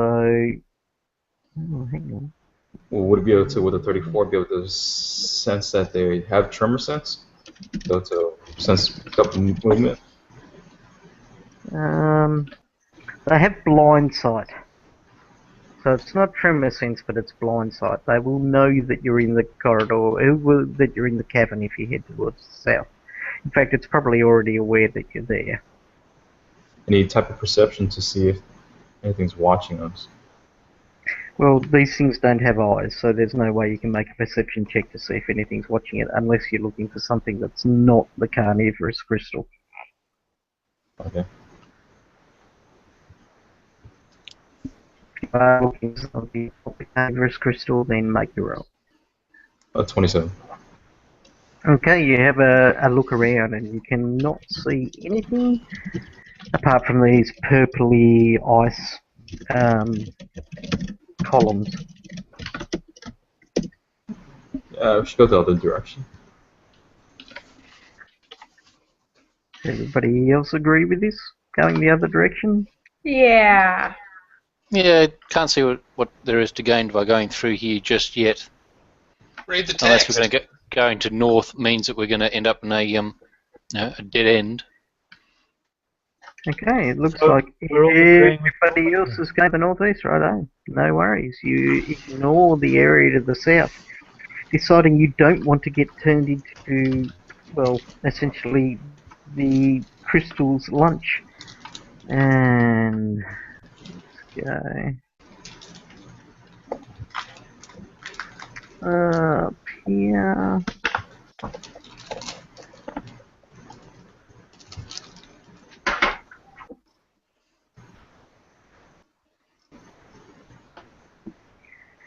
Okay, the area twists and turns slightly, heading around from the northeast. It turns into the northwest and then back to the northeast, opening up into a large chamber. Okay, the large opening in the crevasse is wide. Well, let me just check something for a moment. I'm staying within healing range of the paladin, but letting him bravely walk out in front of us.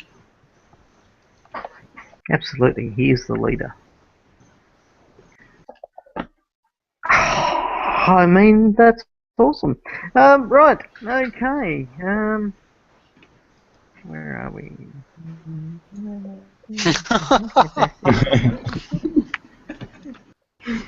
It's on video. What did I just say that I'm going to regret? You didn't. You said I'm the leader. Well, you are. You assume that position. That's not my decision. That's everybody else's. Okay, as you come into this area, you feel the ground begin to shake. As you look around trying to work out what it is, and you see two large worms beginning to burrow through the ice towards you. And they break free. They are two huge white worms, which we should probably go back to this map for. So I'll bring us all back here. And let me go here.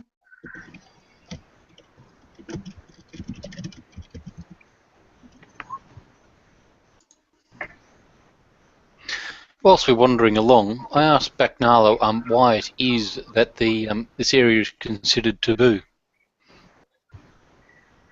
Because this is the final path that Sarnak walked.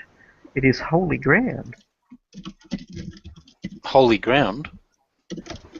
Yes, this is where Sarnak walked. And she looks at you as if, what are you, some kind of idiot? So who is this Sana? Sarnak was Okay. the Adlet warrior who defeated everybody. And then he came in here with his weapon and never came out. How do you say taboo? We say taboo. Wow, same thing. You guys say it like tabbouleh salad. No, not tabbouleh. No. Yeah, anyway, it's tabooly.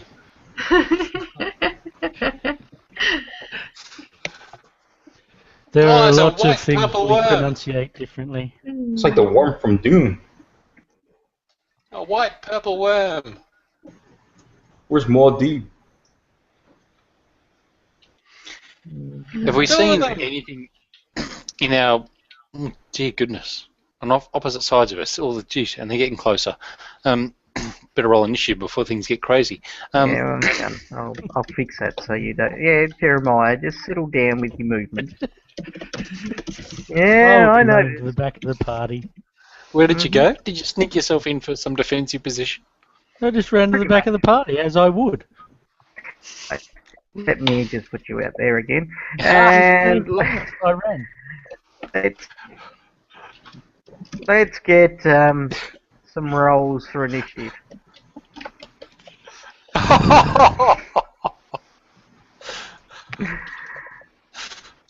Yes. Okay, so Alistair starts. I really have to have a look at yours, Alistair. So, and 10, it's a 5. That's Yeah. 14. Can't roll better than that, can you? I Actually, rolled that should 2 be last time. This is getting worse. And let's go. Oops. That actually should be a 15. I keep on forgetting to add that +2 from dexterity. Okay. I had a 5. Oops. I think I may have rolled that wrong. Hang on. Let's make that. Oh, that's alright. Plus the 7 is 14. And this one down here.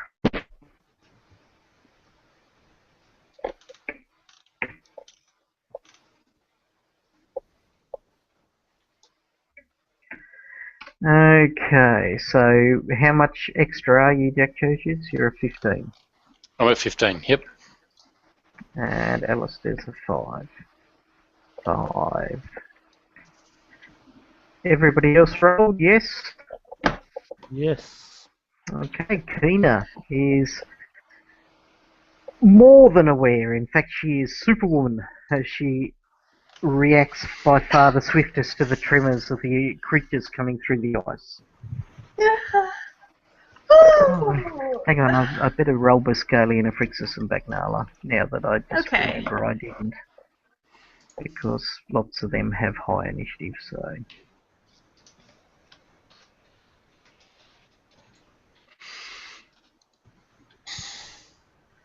Okay, let's reorder those.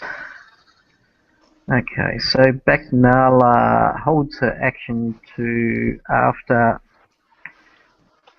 Kina. Go, Kina. Okay. First, can I get like a knowledge check on these guys? Sure, go for a knowledge nature. Knowledge nature. Okay. Actually, knowledge arcana if you've got it. Yes I do. Oh man. Natural 1 tells you that these are koala bears and cuddly. I have no idea what these things are. Alright, I'm gonna go after the one to the north with the lower initiative. I'm going to... Metagaming, right? Yeah! I'm gonna get in range. Which tag? And Evil Eye. So Wow, that will is save just DC 21. We'll save DC. so heroic. Okay.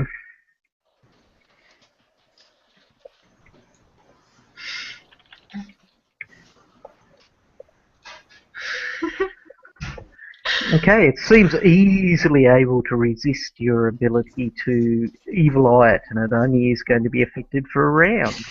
Okay. -4 penalty to saves. No worries. Okay, Akala goes, Kina appears to be on something. I mean, onto something. Sorry, not on something. Well, to be a witch tank, it must be on something. Those mushrooms. Oh, Those ice God. mushrooms. Okay, and so she heads up that way to provide an optional target. Right, and the southern worm of worm-like proportions moves 30 feet.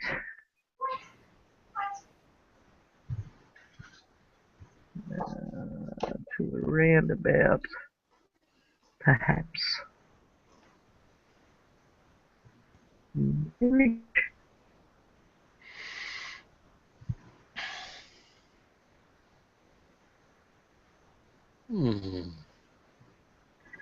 and bites out at Chomper.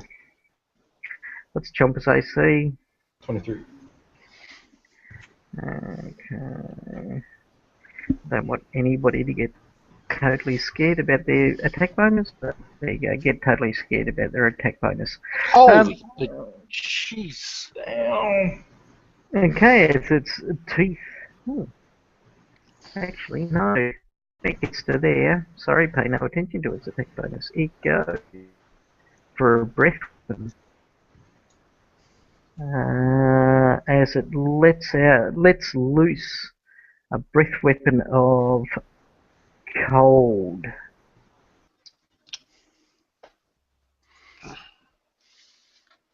In a cone. So, essentially, Backnala's out of range. Is Kina in range? She is. So, Alistair, Chomper, Toothy, Jeremiah, Jack Churches, and Kina roll me reflex saving throws. Okay.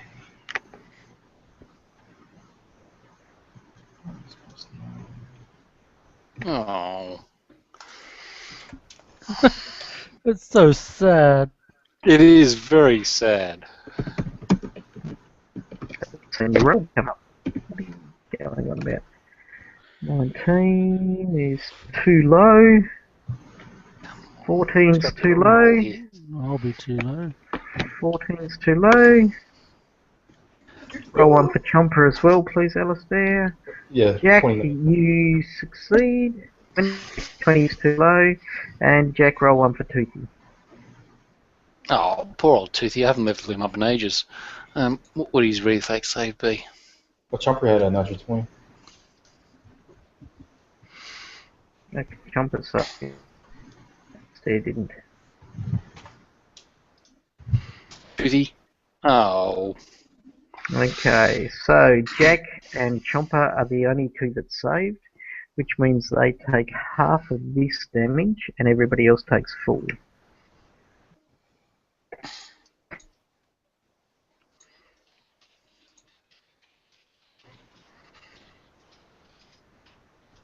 Yikes! Whew. Oof. You sharing my damage there, Corbin? Yes, I am. Okay, did anybody take more than half their total hit points? Not if Corbin saves me for half of it. I take 30 off. Yeah. Toothy's in big trouble. How big's big trouble? Before I level him, he had 59 hit points, Mark. So let's just, for argument's sake, say roll 1d8 for his hit point for 7th level. Okay, Oh, give me a 40. thank goodness for that. Keena's been smacked. Is that 60 total, Keena?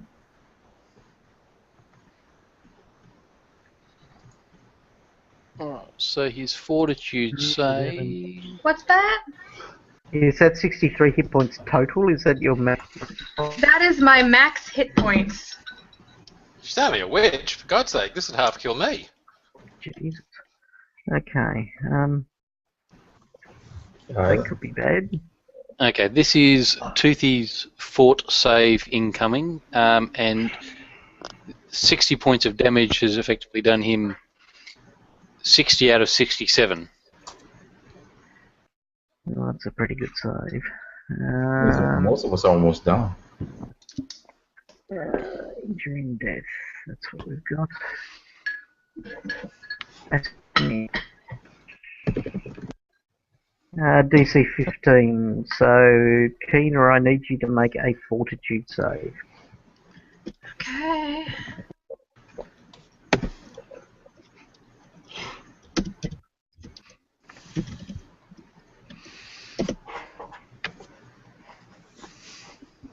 Oh, that's not good. No, not good. Hmm. Keena! Hmm. Hmm. Okay. Let me have a think about that for the time. Anyway, Toothy's totally up and running around. Chomper, he saves and he took 30. What's your maximum hit points? Yeah, he's still okay. I mean, Alistair, what's your maximum hit points? My max hit points is 106. So you need to make a Constitution save as well. 42, right? Yeah. Fortitude, that's what I meant, sorry. Okay, Jeremiah. I'm alright if the paladin takes 30 of my hits. So Oh yes, that's right. I'm Sorry. less than half. Okay, I'm gonna make it a little bit of a G and roll over here. Get the way it needs to roll. Oops.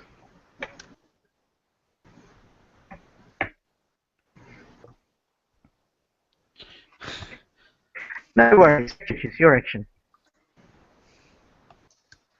Over here. Medic! Hey, Mark, I asked you a question in text there. Oh, sorry, look hang at on. I'll double check. Paladins, what level are my spells at? E.g., at 7th level, the spells get better. Use here 7th level for spells. Yes, you are 7th level spellcaster. So it doesn't matter when I got spells, I'm still a 7th level spellcaster. That's Because correct. paladins don't get it till 4. Right, okay, no worries. Oh, are you? Paladins get Yeah, we it don't get our first spell till 4th level. Okay, let me just quickly double check the class. Paladin. Levels, where are we?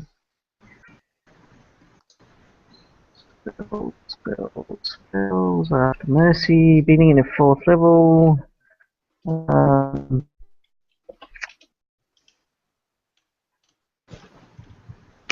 At 4th level, your caster level is equal to your paladin level minus 3.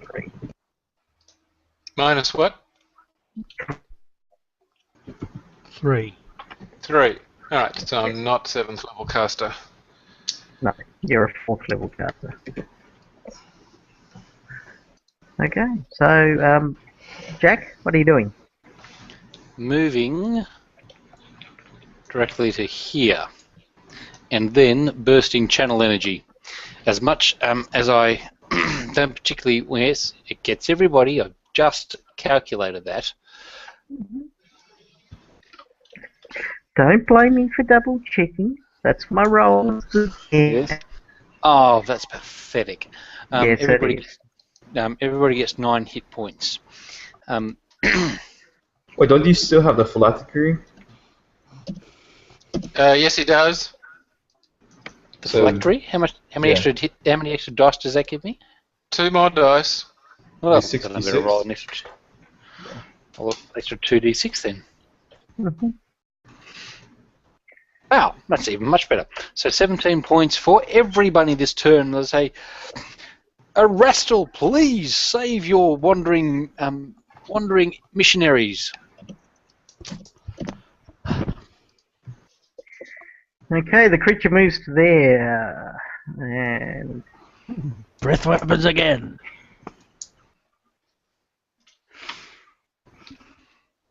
Oh, you did just... actually, Alistair, you're actually protected, but Chomper isn't.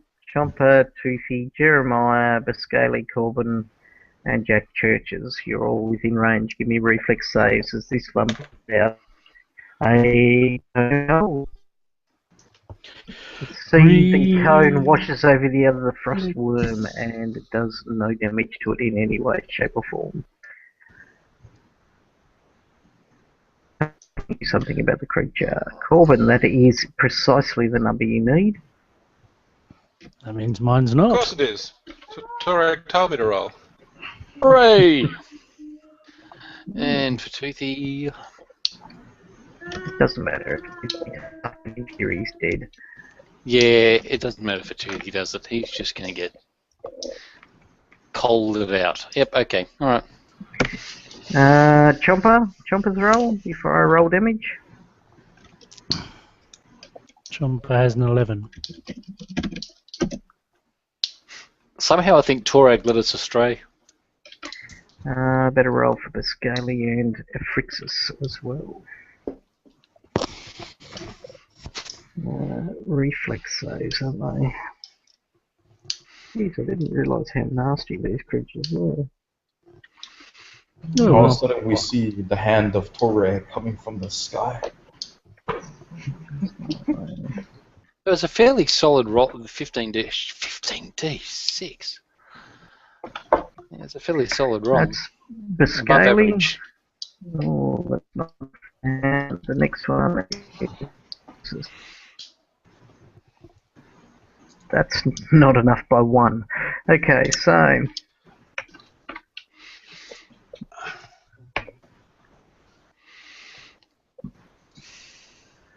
For those of you that saved, take half damage. For those of you that didn't, take 62 points damage. Chomper's down. Down and dead or down? Jeez. Let me try calculating.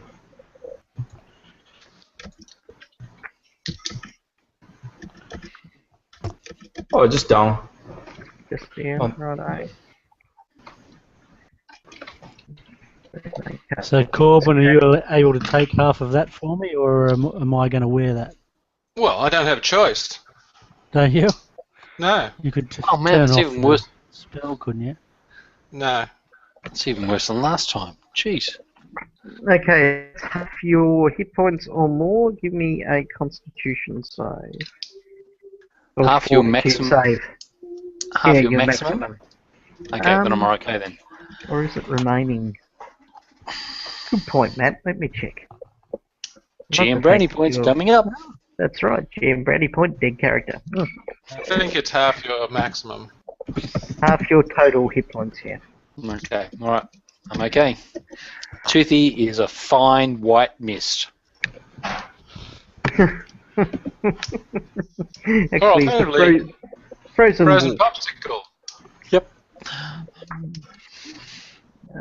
So Biscali needs to roll deadly. Fail.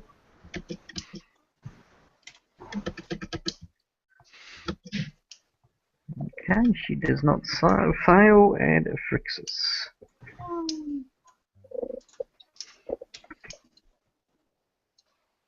Does not fail.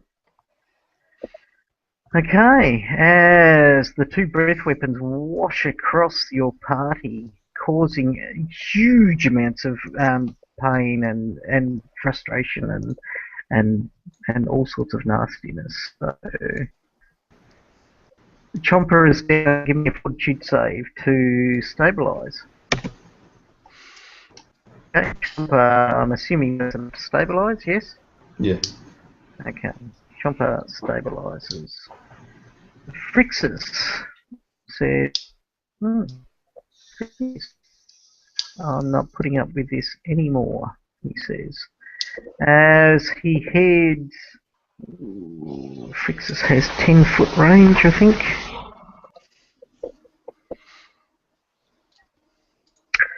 Reach 10 foot, 15 feet with glaive. Frixus moves to that point there and strikes out with the glaive.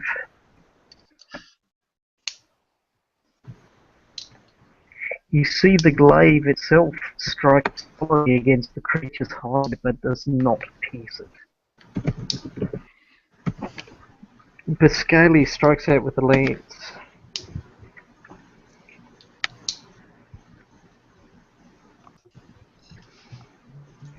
Yep. Alright. Biscali strikes out with the lance. And also does not pierce the hide. Corbin. Jeez. Alright, so that's marginally less than 35 feet, so if I move 25 and I attack 10, I can hit it. Indeed. Righto. But how close are people to dead, particularly? Close-ish. Wouldn't want to take that kind of hit again. Yeah, I know, but If I didn't make a reflex save next time, yeah, I know, but how much am I going to heal? It'll be 5 dice. Then again, I doubt if we're going to actually kill them in one hit from me. So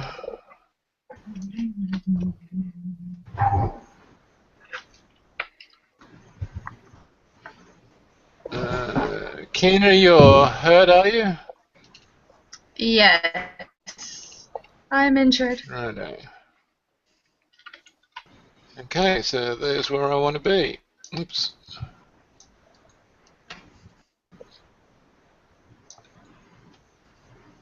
And we channel as well.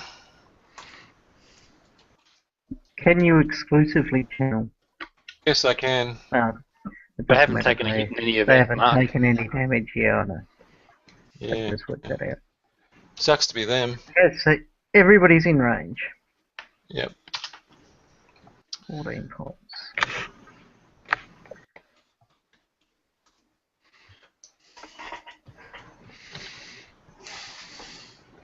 And then what was that? Channeling's an action, isn't it? Standard A action. normal action. Yeah. Okay. Well, that's probably about it then.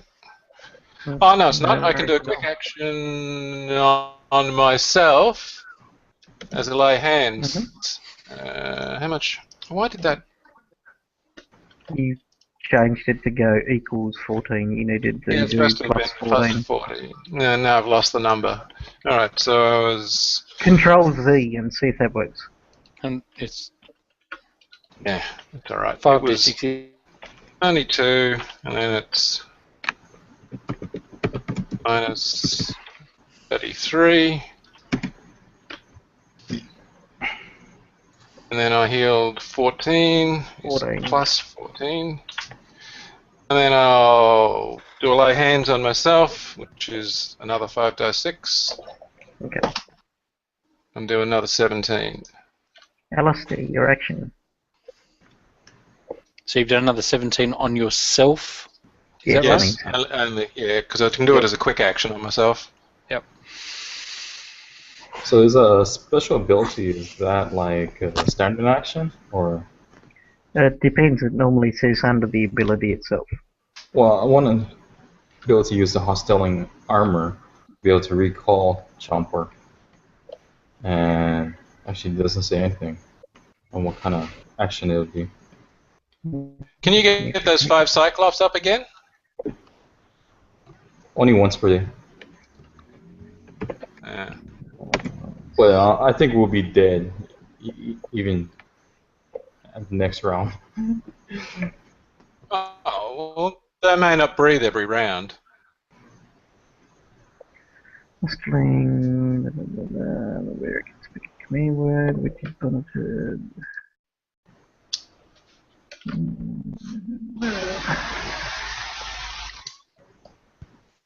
Activation of a magic item is, I believe, a standard action. Okay. Which is essentially what this is, so... And I'll move. I'll double check though. Bear with me for a tick. I'm going into combat. Actions. Actions in combat. There we go. Move action.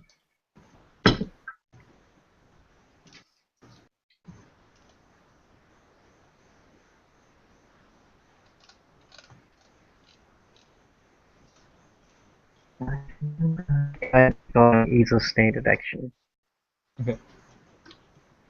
So I'll recall Chomper, and I'll move this way. Okay, no worries. Jumper essentially goes there. Yes, Jeremiah, your action.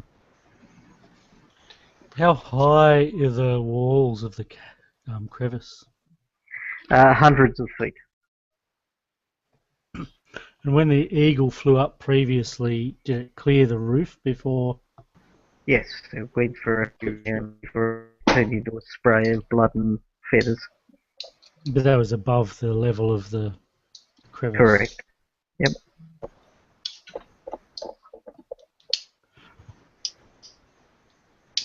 Alright, well, I am going to therefore cast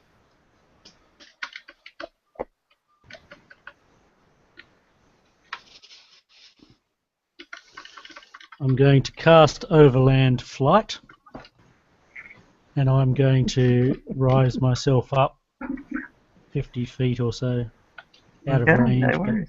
below the thing, and over this way.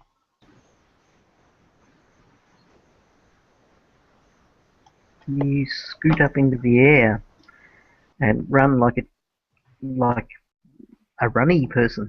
Kina, Okay, please, please, please let this work. I'm going to try to hex the slumber hex onto the worm at the top. remember the top slumber hex. Yeah, so he has a -4 to saves, and the slumber hex is a will save of 23. Oh yeah, I cackle to extend the misfortune, not misfortune, evil eye. Is that So a move action or is it a swift action? That's a move action. Righto, no worries. Slumber hex. As per the sleep spell, the creature receives a will spray. Can affect the creature if any hit dice. Creature will not wake due to noise or light. Okay. Right, so it's get -4 to its save. Will save DC 23. So it used to have a 10, it should have a 6 now. You will be very observant. Okay, so roll 1d20 plus 6. Ooh, so close. As this one collapses and falls to sleep. Yes! Okay! Okay, you guys! We just have to deal with the one at a time now. Okay, Yeah, that was back pretty to good. I'll give you that. Good work. Oh, you're so sweet. That's almost like saying you love her. Aww. Okay, so... That's right, he'll be flagellating himself later when he confesses. Oh. Okay, you see Bagnala start to stun the creature. And that leads us on to the faster one was the southern one. So, Corvin Duval moves towards you. And it lashes out with its huge maw towards you.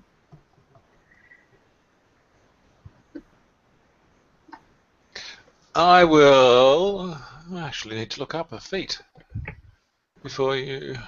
Where is it? Combat expertise. When you activate that ability in your own turn, don't you? To increase your armor class? As far as I'm aware, yes. Yeah, so too late now. Okay, that's alright. Go ahead. Wouldn't have made a difference. Of course not. That was plus 25. It comes down and bites you for this amount of damage.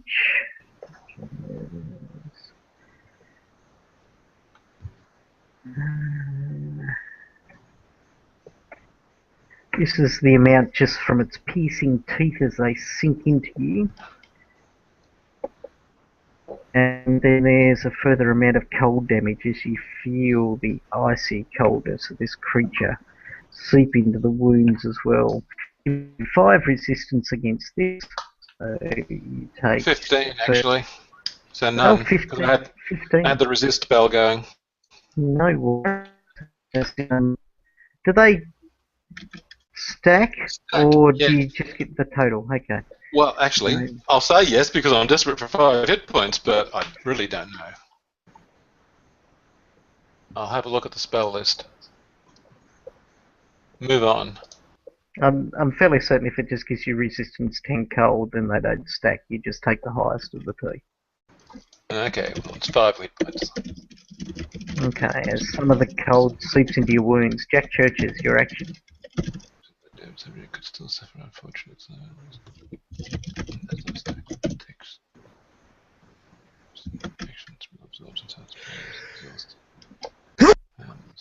Yes, it was Kena. Oh gosh, because I have, I'm pretty sure, I've I've flown got up, 5 Matt, so cold don't worry resistance. about me. So I mean, add I'll another be- 10 hit points. Another Sorry. 10? Yep, add another 10. Oh yay, thank you.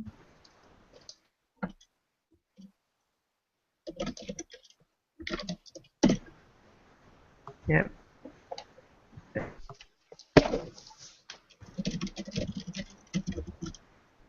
No worries. All around there.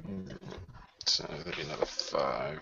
So Sorry, Mark, I don't know whether you saw my message earlier or not, but I call upon Erastil.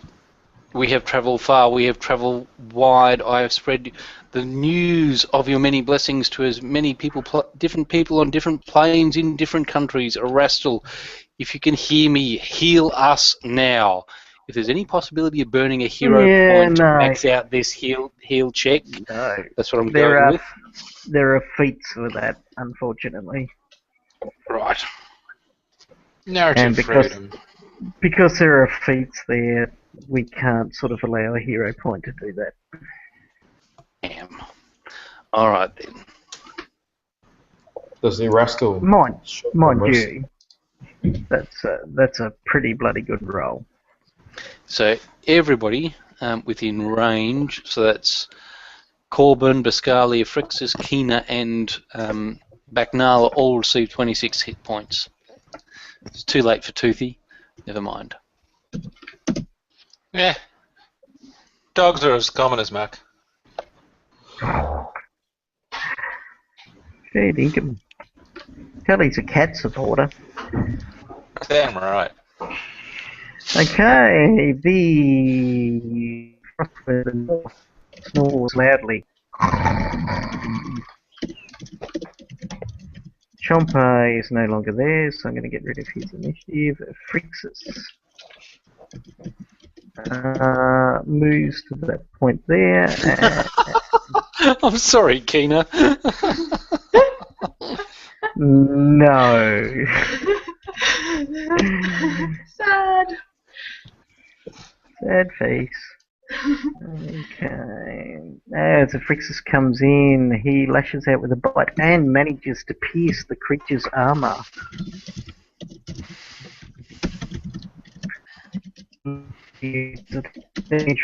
No, it doesn't.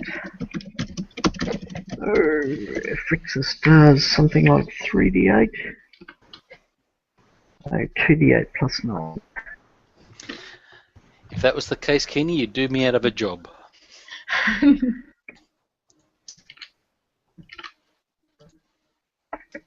Nice thought, though. If you had any sort of nice GM, he'd allow it, but I'm a bastard. Right, okay. As the first damage is done to the creature from a Phrixus, Viscali then attempts to strike with her lance. And misses narrowly as it's deflected by the scales of this creature, Corbin. My God, it's me again. I'm alive. And looking reasonably healthy too, thanks to the That's right. himself. Yeah. He's doing an awesome job. Go down and step down and we'll do By the a full way, attack. I will add here just before Corbin moves to what Kevin did say, which is if you, with your hit points, if you go and put into the bar area, you get so many hit points out of so many, it actually brings up a bar that only I can see, and it helps me to do, fudge and be nice as a GM and stuff like that. I'm looking specifically at Alistair, Jack, and Jeremiah, who I don't have a bar for. Everybody else I do. Alright, well I can see Biscali's bar, I can see Toothy's bar because I set it up. I can't see anybody else's bar. Corbin's got a bar up.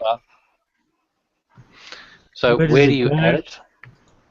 Yeah, where you have if you bring up your edit token screen, so via the little gear when you click on your token, there will be a bar, and it will have. So the big asterisk thingy. Yeah, you can put in there your hit points, and you can make it. I am currently 33 out of 400 or whatever it may be. 400. I'd be a bit worried, but. And that will give me a bar that I can actually look upon. So if I put this bar in, I'm going to put this bar in, Mark, but if you tell me if anybody else tells me that they can see it, I'm going to be deleting it. Okay, that's fine. Okay, my bar is up. Can anybody else see that bar? I can see your bar. Okay. Go to... Well, hang on. Go to... Oh, hang on. I'll see if I can change that. Right. Yeah, I can change that. So, who can see his bar now? Nope. Me. Nope. Oh, now? Yeah. You changed it. Now I can't see it now. Right, I've got my bar back up again. Can anybody see that bar? No. I can see it. Can you turn off my bar too, please, Mark? Yeah, Yeah. no worries. They do mine. Nobody can see yours anyway, and nobody can see Alistair, so that's all good. Thank you. What about Kina's bar? Can anyone see that? Nope. I can. Nope. Can't see Keena's bar. Okay. Alright. Single vital strike. Okay, no worries. Sorry about that, Kevin, but it is That's a fine. really That's good fine. point. That's fine. Okay, you strike out with the long hammer and you strike it hard against the side. Unfortunately, though, its thickness of armor turns it aside by perhaps 1 point of armor class. Yeah, I'm just trying to think whether I've forgotten. Nobody's thrown up any pluses yet, have they? No, sorry. No. Damn. Alistair, your action. Yeah, I'll turn myself into a bat and I'll fly up to. I mean, I'm not going all the way up, but. I'll do a lay hand to myself while I'm there as well.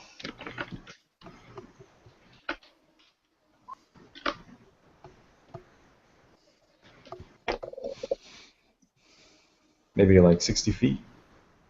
Okay, you fly probably 30 to 60 feet up, whatever.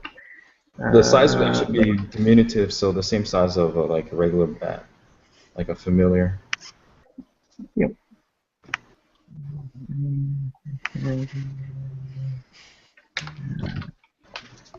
Okay, you should be able to control that token. And we'll take those two tokens and put them up there. Right. Okay, Jeremiah, your action. The Rastal might heal us, but it's the fires of hell that will save us. Hellfire. DC 20 reflex save for this guy. Which one? North or south? The one that's awake. Ah, okay. DC what? 20. Reflex? Yep. Okay, you see this creature is particularly maneuverable, so yes, its coils swift and change. It attempts to evade your blow. It makes it save. Does it have evasion in any way, shape or form? No, it doesn't, so you do half damage. It's half, Which is isn't it? actually... Yeah, okay, Sorry? half it. No, that's alright. I can work this out. As you see the creature recoil from the heat as it has vulnerability to fire. So half that's 21 times 1.5 is 31 points of damage. Right. Kina, your action. Alright, so this guy has just got really crazy armor class, huh?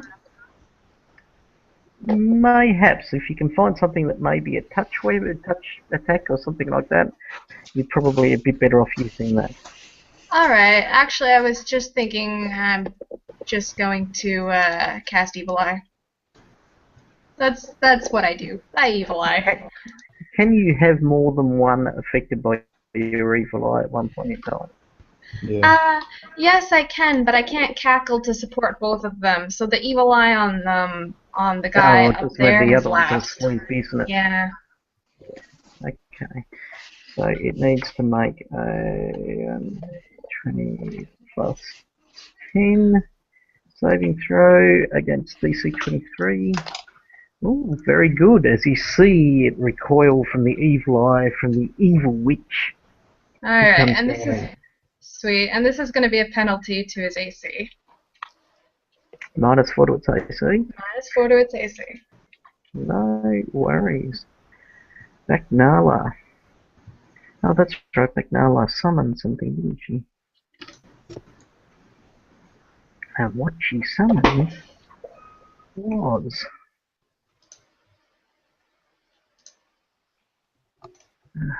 Oh, God.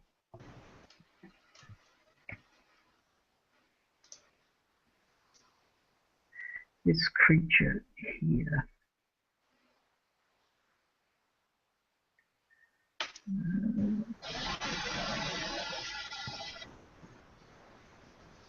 As an ice elemental springs up.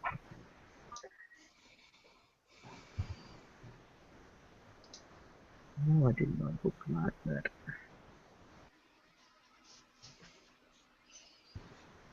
Hang on, what's this?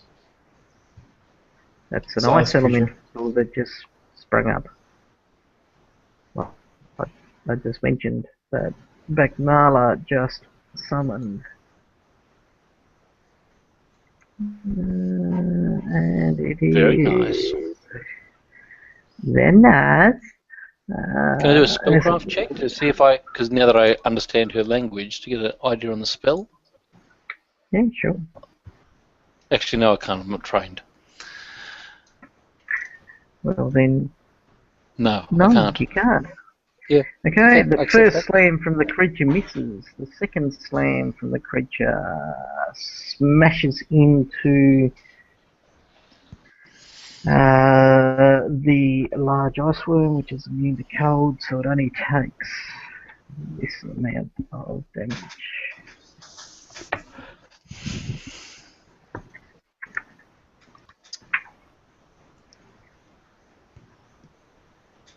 Oh, hang on. I may be underselling her. She actually raises a huge ice elemental, Hmm.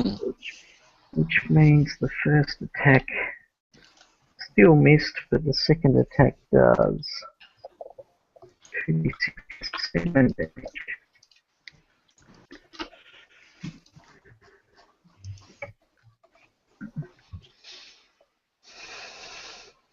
$18 points of damage. Okay, so the ice elemental cracks into it. Bagnala then begins to close. And to about there. And there we go. The ice elemental to the south. Corbin, you missed it. Well, you didn't damage it, did you? No. Okay, so it turns its attention. This creature turns its attention on the large ice elemental that appeared just recently and attempts to sink its teeth into it. Essentially, as long as it doesn't roll a 1. I'm not adding its full attack onto there. Righto, so it hits the ice elemental and does 4d10 plus 15.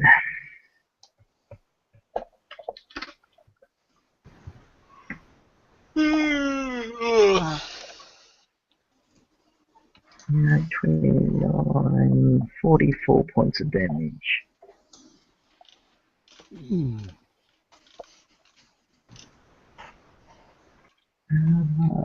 Huge, there we are. Okay. As it strikes into the ice elemental, doing a massive chunk of damage out of it. It almost shatters with the one blow. Jack Churches. Wow.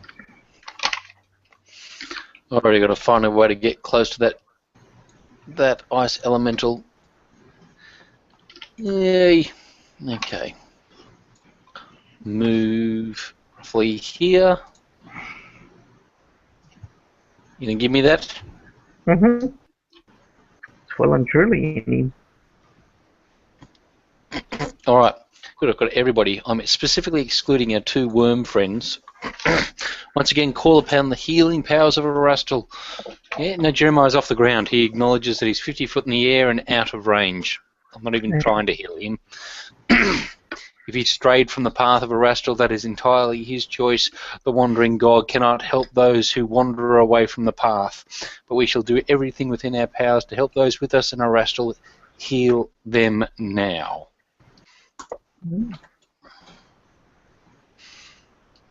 Everybody within range, aside from those 2 worm elementals and Jeremiah, and I think the bat creature, get an extra 23 hit points. 23 hit points? 23, yep. Okay, nice. I can do this all day, people. Just stick around. Oh, you can't, but it I've sounds got nice.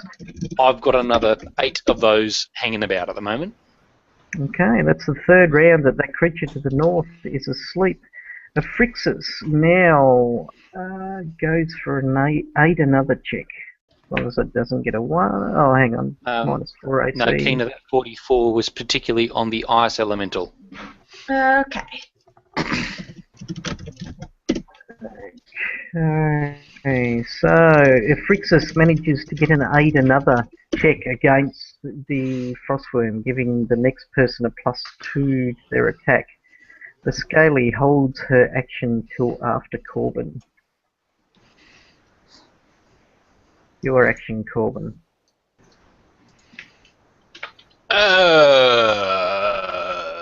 We activate our flaming sword, by the way. We forget that, and we'll activate our flaming hand, and we'll whop it. Just like that. So there are no positives. I didn't see my own strike. So -4 on its armor class, that makes 27. That should be a hit. That's the wrong table. What am I looking at? Hang on. No, 18's nowhere near it. Missed. Okay. So you got an 18, you've got +2 from the 8 another, which makes it a 20. Oh, yeah, 20. No, it's still not going to be a hit, is it? Okay, you slam against the creature but do nothing. The Scaly then adds an 8 another check. Succeeding. Alistair, your action. These things are they vulnerable to fire? Give me an early Arcana check and I'll tell you. Although I have actually described one of them being really badly burned by a flaming attack, I believe. Okay, I'll go ahead and do Flame Strike on the one on the south. Let me see the damage. I get a reflex save against that, I believe.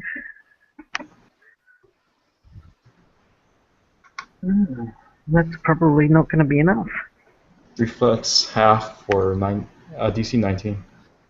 Okay. So you do whatever normal damage times 1.5.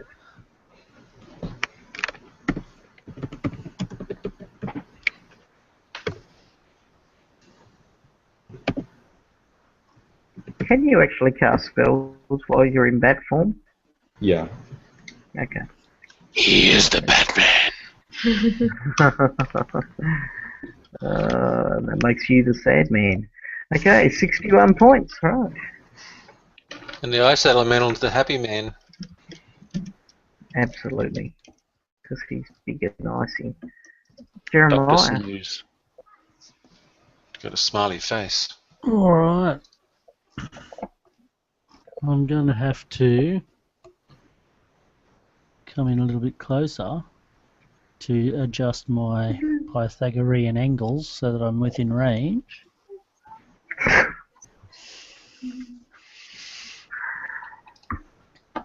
Okay, you come in and you do your So we'll come over to, high school mathematics to work out your distance. so we'll hover about there.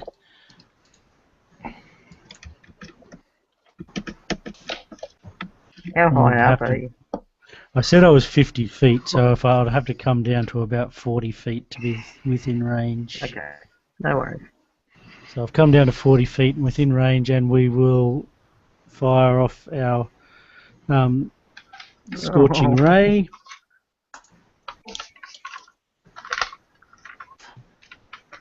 For 3 range touch attacks.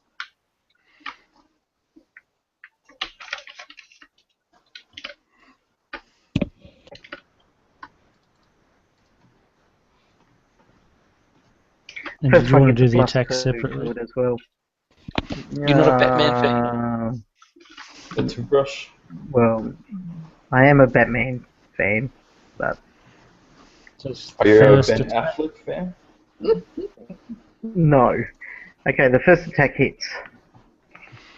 That's the second attack and the third attack.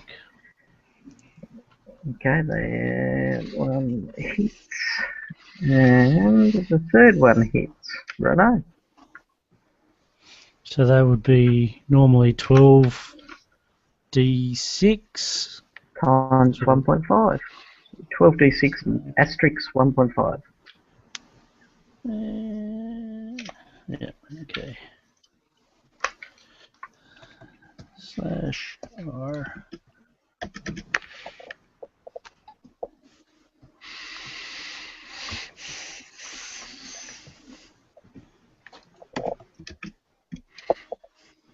What's the 6?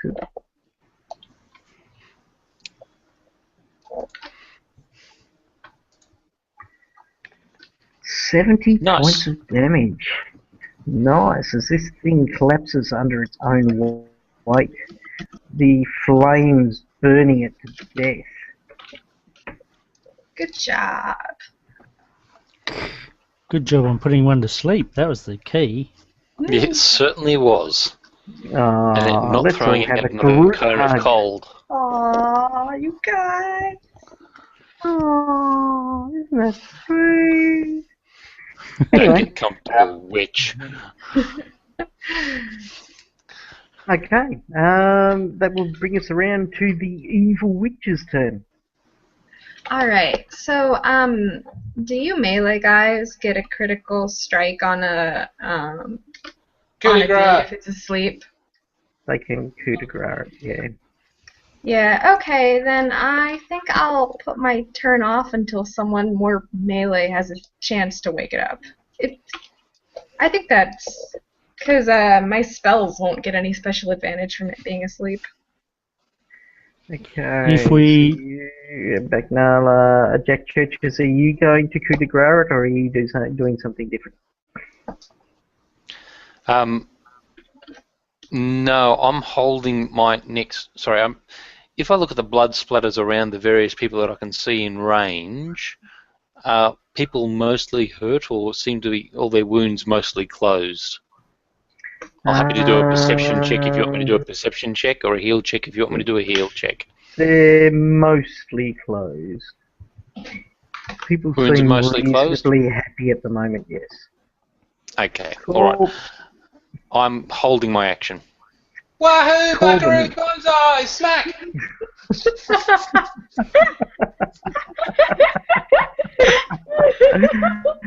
Oh dear. It's not moving, so I'll probably hit it this time. Yeah, let's have a look at coup de grace, shall we? Within combat. It's a vital striking coup de grace too, if it matters. Deliver coup de But aren't grace. these Full things round evil action. or also defending their territory? Well, I'll be our you Arcana. automatically hit and score a critical hit. Okay, Excellent. So Now I want the 3 times just roll damage. multiplied. Yep. So, yeah. So we get where is it? Vital strike damage. 200 normal, no. 200 vital strike. That's what I want, and I get an extra 3 dice 6. Yeah. And triple that, so And multiply 96. that by 3 is 96, which doesn't automatically kill it. So now Wow. it gets a And it's awake, Fortitude and it's save. cranky. fortitude save of DC 10 plus 96. So I'm going to roll 1d20, and if I get a 20, it's still alive.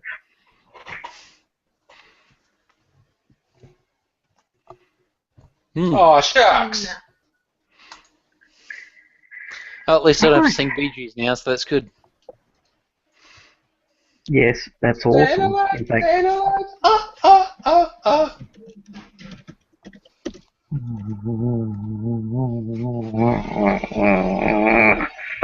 anyway, Kina like Two. runs to celebrate with the paladin and then realizes what she's doing and feels weird about the Back away situation. from each other, arms out. Yeah. Billy the money. Gone now. We're all over it. okay. Right. Very good. Things are dead, and essentially Look, you treasure! Got them! Have Find a- the diamond! big look around for looting and treasure, and you see Corbin pulling out blades and cutting into these creatures willy-nilly like he is some kind of chaotic neutral barbarian, and fails to find a single damn thing. Get a mandible! In fact, I want both pulling it- mandibles. Pulling out a mandible, he sticks them on his helm as if they're some kind of antlers, and goes, That's right. "I am He-Man," he says, "by the Wow. power of Grayskull." No, the power of Torag! You heathen. Okay.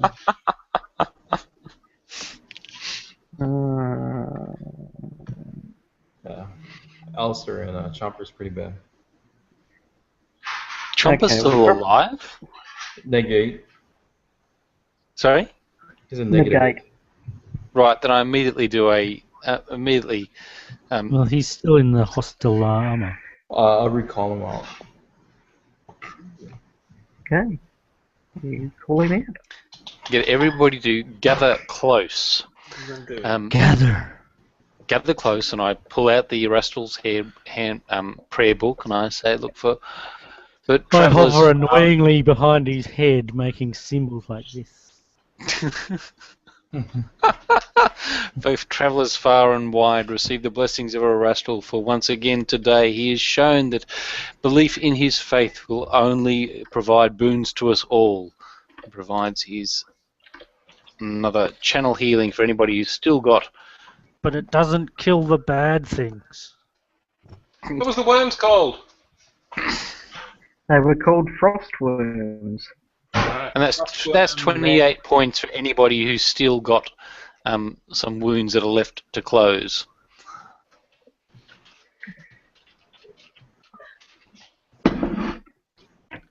I presume that puts Chomper in positive territory. Yeah, at 20. Alright. And I ad-lib for a little bit longer.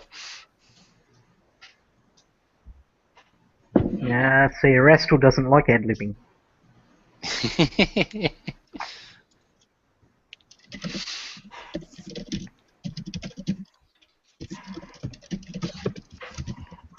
There's a joke Okay. in there about adding Libby, but can't think of it just yet. Okay, there is Oh, an yeah. option at this point here which I will put to you all. You can either continue on for the next encounter, or we can call it a night and have the next encounter the next fortnight. It's a big one. I wouldn't be putting this option to you if it was A big one. ginormous. I'm not saying it's a small encounter, but I'm saying it's not ginormous. Yeah, sure. Whatever. I'll go with the group. I'll follow the leader. Hey, that's me. Let's do it. Well, hang on. Matt and James, you two? I'm happy to press ahead. No, the time zone's best for me compared to everyone else, I think. Well, it's 3 o'clock Yeah, in the morning. Well, how do you feel, Martin? I'm fine. Cool. Then Chomper is going to get the benefit of a specific spell. I presume everybody is basically looking hale and hearty. Totally good. Hail and pace. Sorry? Yep. All right. Then I'm just going to give Chomper the benefit of a cure. Should be cure serious. Double checking. Alright. Rather than God, waste you it, channel energy on everybody. You have a real cleric amongst you. I know. I was just thinking that. I didn't want to say it, but I was thinking that.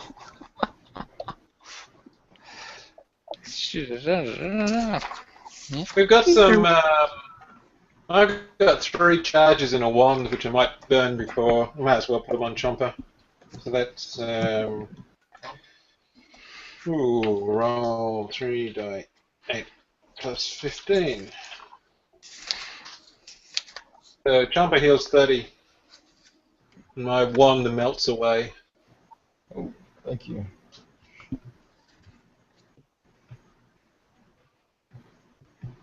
And he is max. He's max? Okay, alright. Max. Save your Q serious. I will say, actually, it's a cure critical that I could have gone then. 48 plus 7. Anyway, Q critical? What level cleric are you? I'm 7th level cleric. I get access to 4th level spells. Cure critical, 4d8. Mm. Yeah. Turning into a proper Very cleric. special. Holy crap, you'd be able to raise dead soon. Shit, yeah. Won't be long. Just don't Okay, get dead. so you, Can't you actually raise Toothy? No, I don't have reincarnate, which would probably be as close as I get right about now. No, it'll be raise animal. I think there's a druid spell, and I don't have access to that. Okay, yeah, I have it. but I'm not going to raise him. That's okay. Yeah, I've just saved your Yeah. companion, but you won't save mine. No, that's fine. Nobody's No. judging you, dude, aside from me. Yeah. Are we going to rest before we go on? No? No, you Paladin press says on. no. There's no resting You see, before this encounter. And you see Corbin's running off to the west, going, charge, Javelina! charge, charge, charge, charge. See you, we're going to the south. Right, let's go back over to our map, Obsession which with I the probably had better bring you all along with me for. So we encountered them up here. You encountered them. Oh, do you want some green lines drawn in, do you? Okay. Yeah. I understand.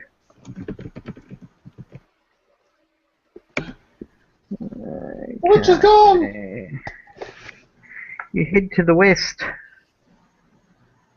And it goes down kind of like How long this. do you think? Martin's throwing spell. Well, instantaneous. But have you Yeah, learned that spell? Because druids are actually meant to learn their spells. Yeah, they Yeah. are. You've seriously Perhaps learnt that spell today. I only used 3 spells, so one was left open. but you've got to learn them though. At the start of the day, you're meant to learn a selection of your spells. You're not like a sorcerer that gets to choose their spells whenever the heck Okay. they want. Memorize them. So I'll do it Yeah. next day. Yep. Okay, so you bring the body of Toothy with you. Okay, Throw, you come throw it to on top of a... the egg. Yeah, you can keep the egg warm. Or cold. Oh, let's face it, the egg... Oh no, hang on, it was cold. Yeah, no, that's cool. Okay, you see it opens up into a large sort of area as you head along towards the west. Doing perception checks and stuff like that just to save you the time of rolling and stuff like that appears to be nothing in this chamber. You have a choice of northwest or south. Keep left. it's south then. Okay, you follow the chamber to the south.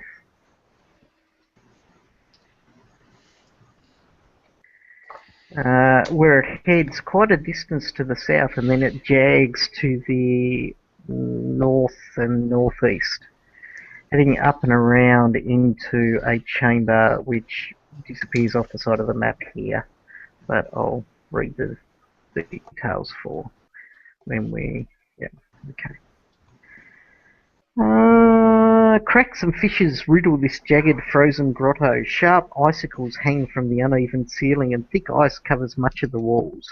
A vertical sheet of ice fills the western end of the cavern and the frozen remains of several creatures are visible within the ice, sealed within the frozen wall. Is there a doggy? Hang on. No, I'm looking for the heroic doggy who came down here and never came back. Yes, there's a body magnet. Hang on, let me draw this chamber in here.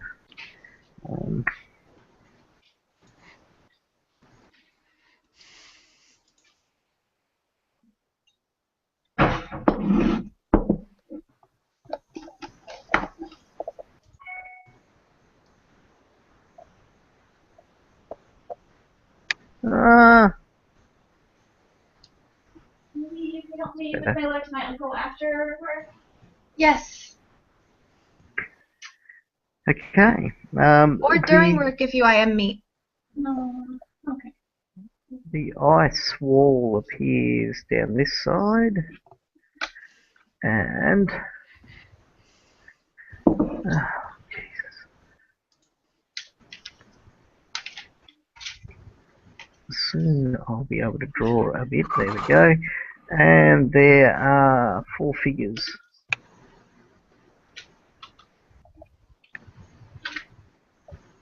Over in the wall on this side.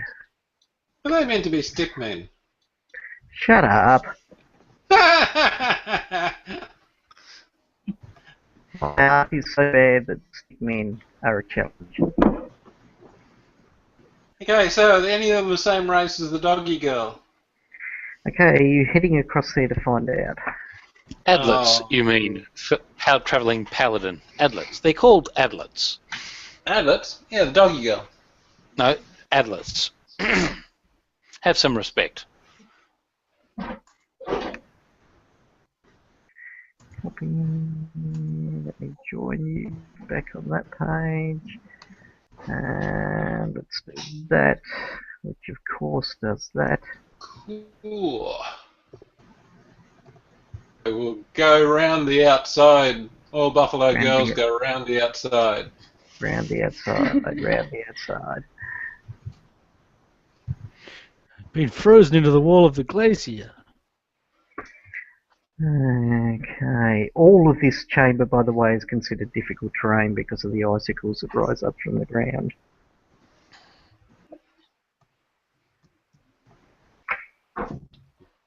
I have a shadow. A shadow? Yes, you stay 30 feet away from me all the time. The shadow. Right. Okay, as you scoot around there and Jack Churches moves to that point. not sure why Jack Churches ran out into the middle of the room, but Anyway, you all focus on the creatures that are over in the icicle area. Oh, actually, there's 7, not 4 of them. Just for some reason, they only drew 4 onto the As we got thing. closer, we saw there were 3 more than we first thought. That's right. Okay, there It's not a are sucker. a copper dragonkin, an elf, 4 triaxians, and an adlet. An adlet. An adlet. That's Mm. right, a male adlet from the looks of it. And as you Does the all dog sort of get all focus, excited? as you all focus on that area over there, the doggy girl doesn't really have time to get excited as a creature. Oh, sugar. Whose picture I just Sugar lost because I creature. dropped from the Wow. book. A sugar creature. That Pour looks water on it. very much like, please look at my screen now. This Wow, that's ugly. strikes from surprise, hanging from the roof. Is that like a roper? Ooh, I'm flying, so I hope it doesn't hurt me. Look at that. Oh, Jeremiah, you're pretty much well and truly out of range anyway. It's Jack Churches it's after. Oh, good. Okay, so I go and have a look at that page there. I'm almost 100% certain I saved that page, which I did. So let's go. Move all terms there. Let me just see if I can find a token for it.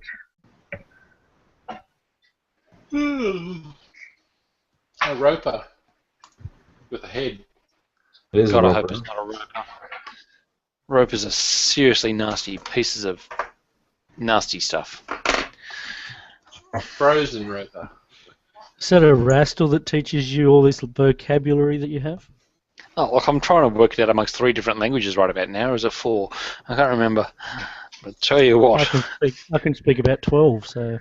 freedom of movement is certainly going to be the first spell that gets cast in this combat. Okay, let's have a look. What's the reach? 10 foot, so we've got...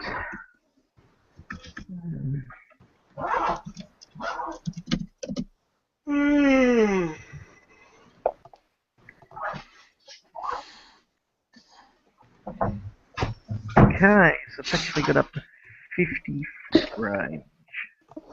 We're going to go Alistair, Chomper, Jack Churches, Keena, and Jeremiah are all attacked. Okay, so let me roll initiative for this thing first because it catches you by surprise, which means you're all flat-footed as well. Just to add Huzzah! bonus to it. There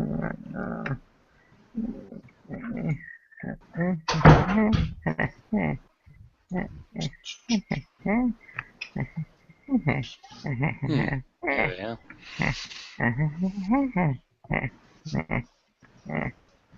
Why can't I actually select these things properly? Oh, God. Freaking hell. It's hard being me sometimes.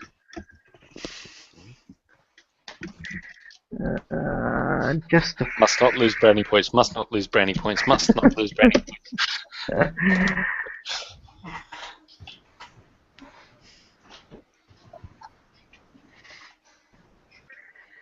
Okay, so we'll start with Jack Churches. What is your touch AC less dex?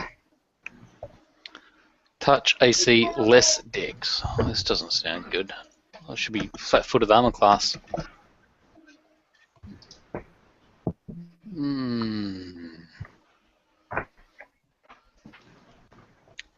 Touch armor class less dex is 11. 11. So Right. 23 would probably do it. Well, that was an AC. That was an initiative roll, so. Oh, okay. But it does need to roll a 1. Okay, so it hits you. Alistair, touch AC minus dex. Touch AC minus dex. 19. Jesus, That's insane. that is insane. Critical. Chompers touch AC. Yeah, it doesn't matter. Doesn't matter in this regard. Chompers AC minus Dex. 10. Let me get rid of that off Chomper. Actually, yeah. Sorry. Touch AC for Alistair is 11. Yeah, okay. Not 30. Then Chomper's 10. Okay, so they're both hit. Keener, your touch AC minus your Dex.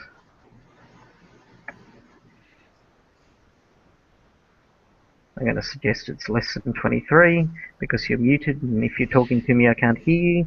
No, And, Indicator should be right back in a moment. okay, Jeremiah, 11. less than 28. Okay. So all 5 of you are hit. Oh, it's got 6 attacks. Look at that. Who else is it going to attack?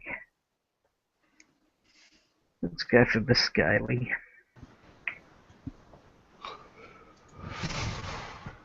I'm going to assume that that's probably a hit. The blessing of Torag is beneficial.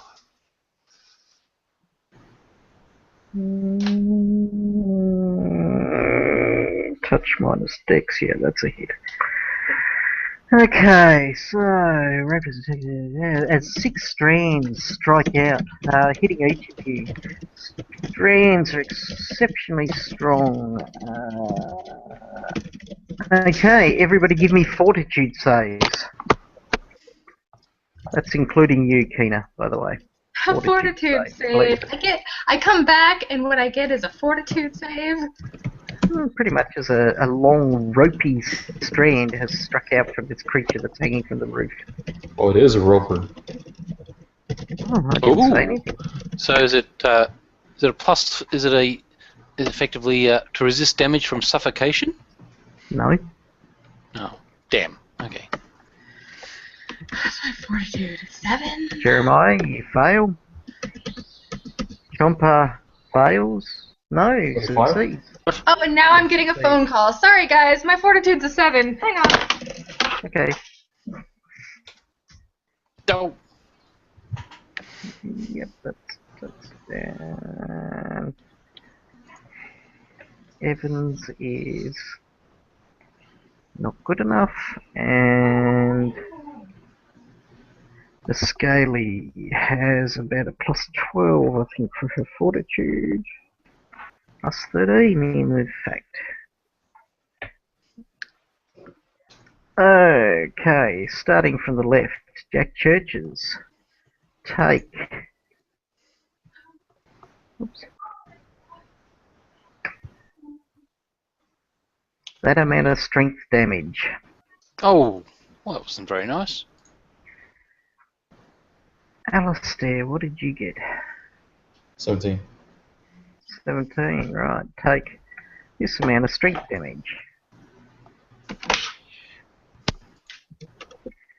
Chomper saves, it takes none. Back. Keener, just in time to take 6 points of strength damage. You always have the nicest presents for me. I know. Jeremiah. 6 points of strength damage. Look at that. That's Holy a natural crap. 18 I just rolled. And Biscaly. Well, I'm glad I got the 4. 2 Okay. points of strength damage. Okay, so everybody now gets to roll initiative. Notice some of you already have. The rest of us, please do so.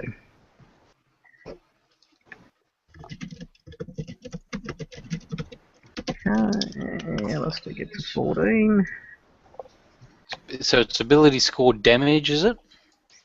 Yes. So close. 1, 2, 3, 4. Wait, what kind of damage did I just take? Strength. Strength damage. What does that do? Lowers your Not stats. good, not good things. Okay, it lowers my strength stat. Yeah. And Okay. if it gets to 0, you're dead.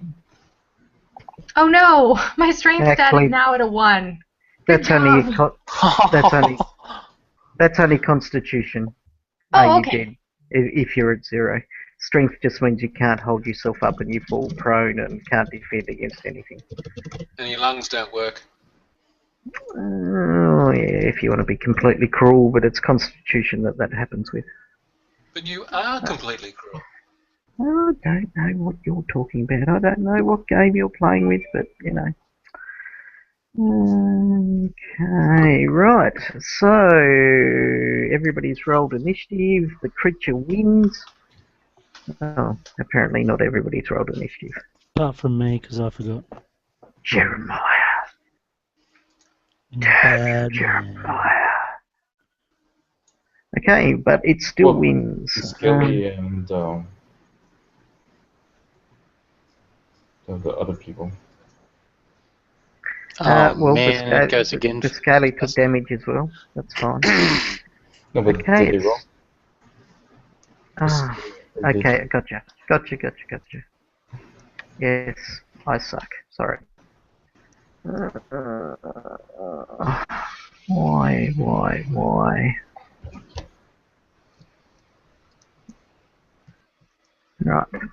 Now they rolled.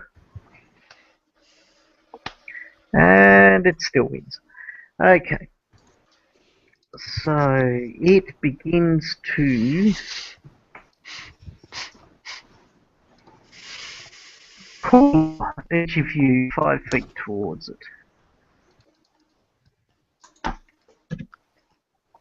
Oh wow, there's a grid. Oh, Chomper doesn't go in.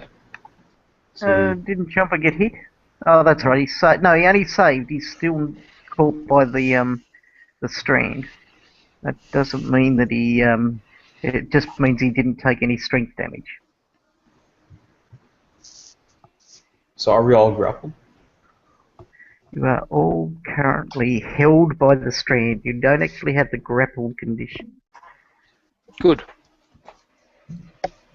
However, you can't move away from the thing, so you're caught in these strands. Unless you want to do something about that. Vaknala starts to summon something. Phrixus doesn't like that at all, and so flies around the corner and strikes out with its thingy. What's it? You know what I'm talking about. Glaive.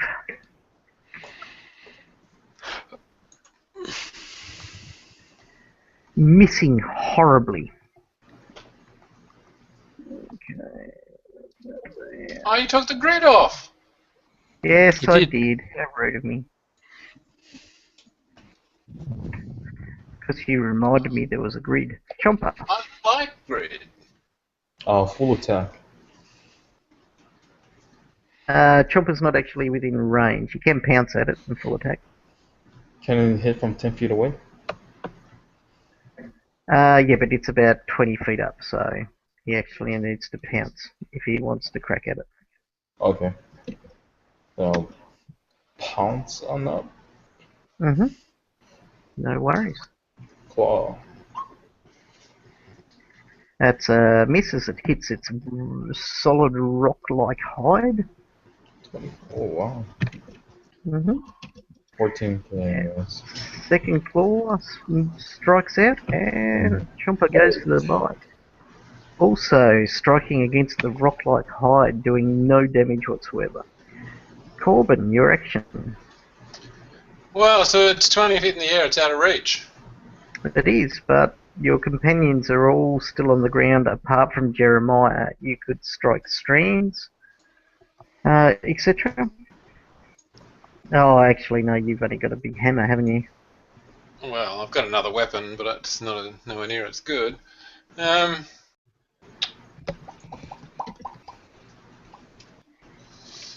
Ooh, I haven't got a thingy for that either, so that's no good.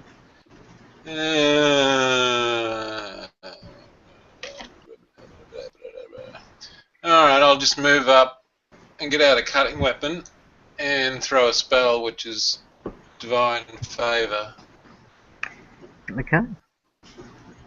Cast So Divine you get a Favour. longsword and shield. Right. Kina. Okay. Is this? I don't know anything about this creature. Is it levitating through magic, or can it just It appears to be attached to the roof somehow. attach to the roof somehow? That's super weird. It essentially looks like a giant stalactite. A giant what? Stalactite. Stalactite. Oh, a stalactite. A giant evil stalactite. Okay. They're taboo. I have no idea what spells or strategies would work on this one, so I should probably just cast Evil Eye. Go for old favourite. Reducing armor class is always good. Yeah. Against our armor class, that's what I'm gonna go for. Okay, it fails its save too. One of its best saves that fails. Oh, unlucky stalactite. Alistair. Okay, I'll do a nature check to determine what it is. Okie, you're probably going to want to... Oh no, nature's as good as anything here.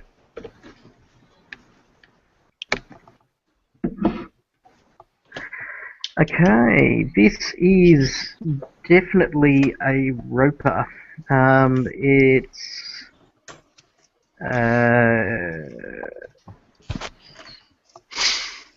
very into a roper though. It has an ability to cling to stone exceptionally well.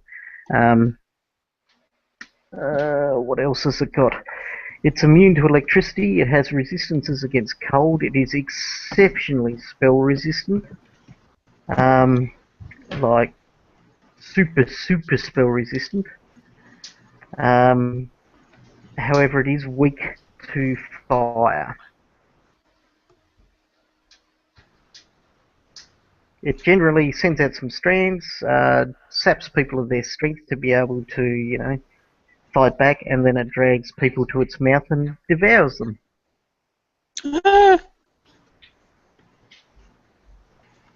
Right. I used all my fire spells, but I'm saving this one. Transmute rock to mud. I'm gonna bring it down. Okay, give me a caster level check because I'm assuming that that is a spell resistance. Yes, spell. I would focus on the cavern that's attached to, or to the rock Okay. is attached to. Righto, gotcha. So all of that will come down. Righto, not a problem. I understand wholeheartedly. I'm just trying to stop being completely and utterly feeble and press the buttons I need to.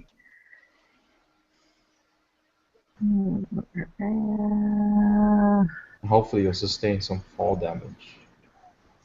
Okay, spell resistance, no anyway. It's not made of stone anyway, so it falls to the ground.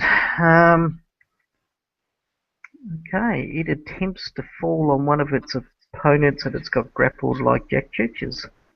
It's only holding me, it's not grappling me. He said it was only the hold condition. Yes, that's correct. And you're about to be in the squashed condition, Jack. Or the eaten condition. It's a good thing that I'm so strong. Oh, wait, no, not anymore. Okay, so it manages to fall the 30 feet to the ground. It's going to take damage before of it. However, it collapses. Being the variant creature that it is, the stone falls out from underneath it, and it deals the following amount of damage, piercing poor old Jack Churches beneath its sharp, pointy end.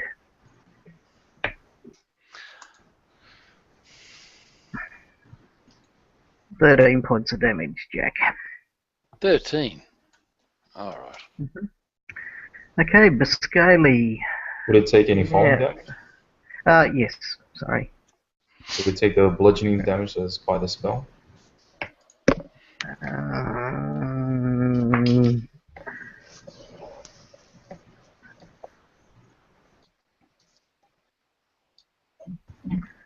uh, 86.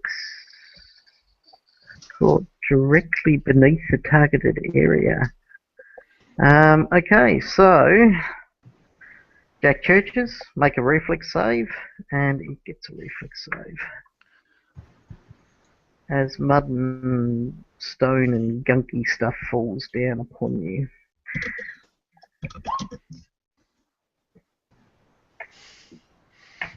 Okay, it looks like Jack takes half damage, and this creature's, what's the DC? I'm going to take it, it's probably bigger than that. 20. Okay, no worries. So it takes... Actually, it'll just take the 8d6 damage, so give me that.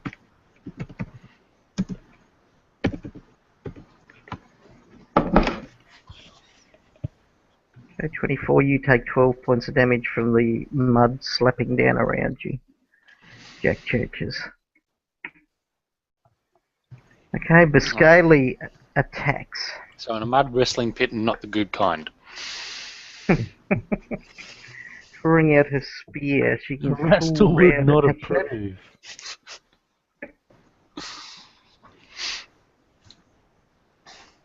Okay, the first one's a hit. And we might as well roll the second one as well. That's a miss. So, first one's a hit. Doing... Alright. 8. That amount of damage. Got no damage resistance, so 11 points of damage. Right, Jeremiah. Well, we'll attempt to burn it with some fire, so we'll rain down a scorching ray attack on it. Which This I is presume I'll spell have to resistance, overcome some not, is spell it? resistance. Well, I don't know, I'll have to does it? overcome some. Yeah, I'll have to overcome spell resistance, I'm sure. Yeah. Yes. Yes? Spell resistance, yes. Okay. Give me a caster level check.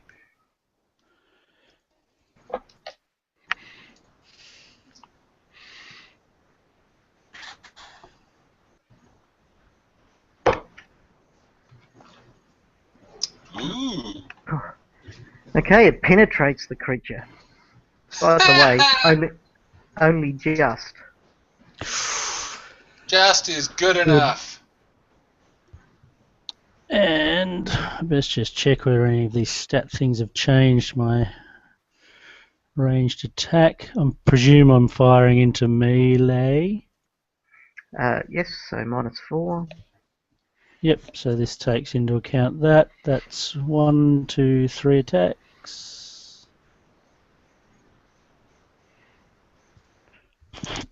One hit. Okay. Don't hit me. Hang on. Burn the witch! Oh, sorry, wrong target. Yeah, only one hit. Sorry. Yep. So that's 4d6.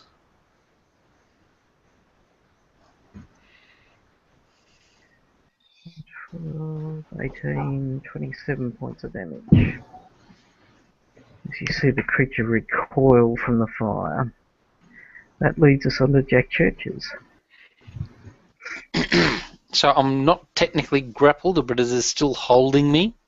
Is that right? It's still got the tentacle around you, yes. All right. Okay. As my standard action, I'm casting freedom of movement on myself. Okay. And then I'm getting the Fraggle Rock out of there. Okay, are you casting that defensively, by the way? That sounds like a really good plan. Give me a caster level check. Or a concentration check, sorry. Concentration check. Go back to Hero Lab. Concentration check. Where am I going to find that? Under your spell somewhere.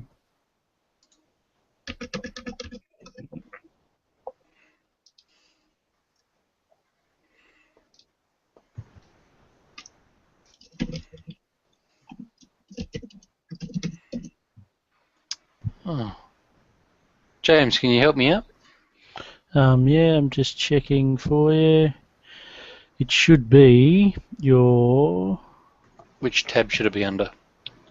I don't know where it is in Hero Lab. I've just written it down for me. So, Ah.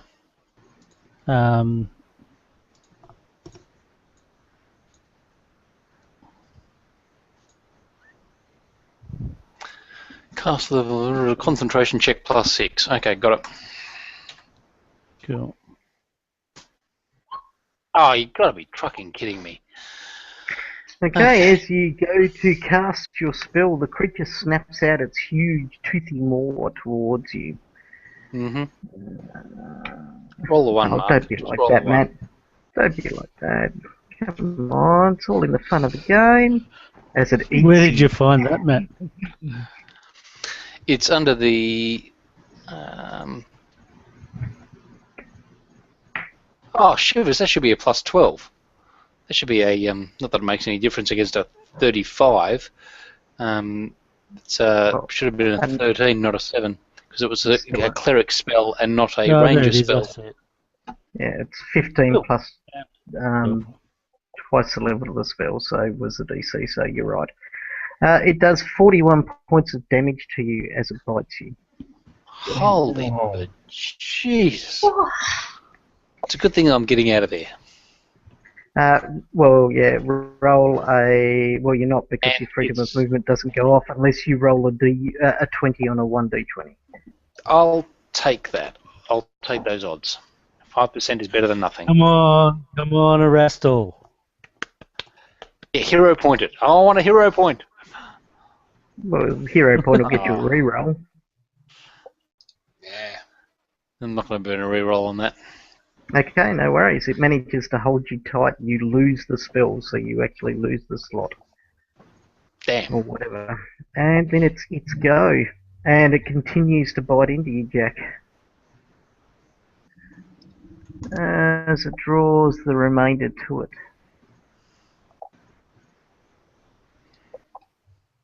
What do you also get like a -2 on attack rolls and AC? What's that? What do you get at -2 on attack rolls and AC What for? for the mud? Oh, okay, fair enough. Make that a 23. Is that higher than your armor class, Matt? Oh, definitely. Yeah. Without doubt. Okay, as it bites into you again, feeding from your flesh, it's another 44 points of damage. Damn. Yeah, put a big cross right through my character there, Mark. Cross? You were on 100 hit points. I was on 87. Then you crushed me. Then you hit me for 41 hit points. Then you just hit me for another 44 hit points. So unless there's some way to hero point my way out of that insta-death... Well, you've seen that. That's why it's important that you update your bar, otherwise I would have attacked someone different. So you actually have to minus stuff off your bar so I can see your hit points roughly where it is. Okay. So, instead of Jack, we'll go Biscali, because I'm an exceptionally kind and magnanimous GM. Fix your hit point bar, Matt, so I actually have some kind of idea of what you're actually on. And Biscali gets a big chomper out of her rear. I'm starting to be tempted. This Erastaling works. Okay.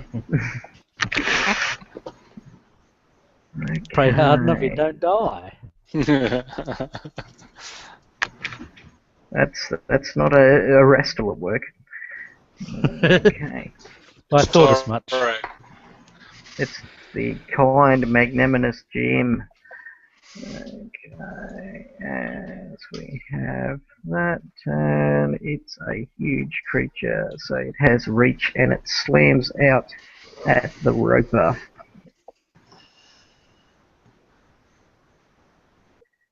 Okay, back far enough, I should find it. There we are. Huge ice elemental plus what? 15 to attack.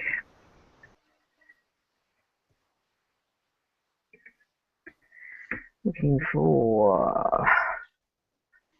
That'll do it. And... That'll do it. So... It does...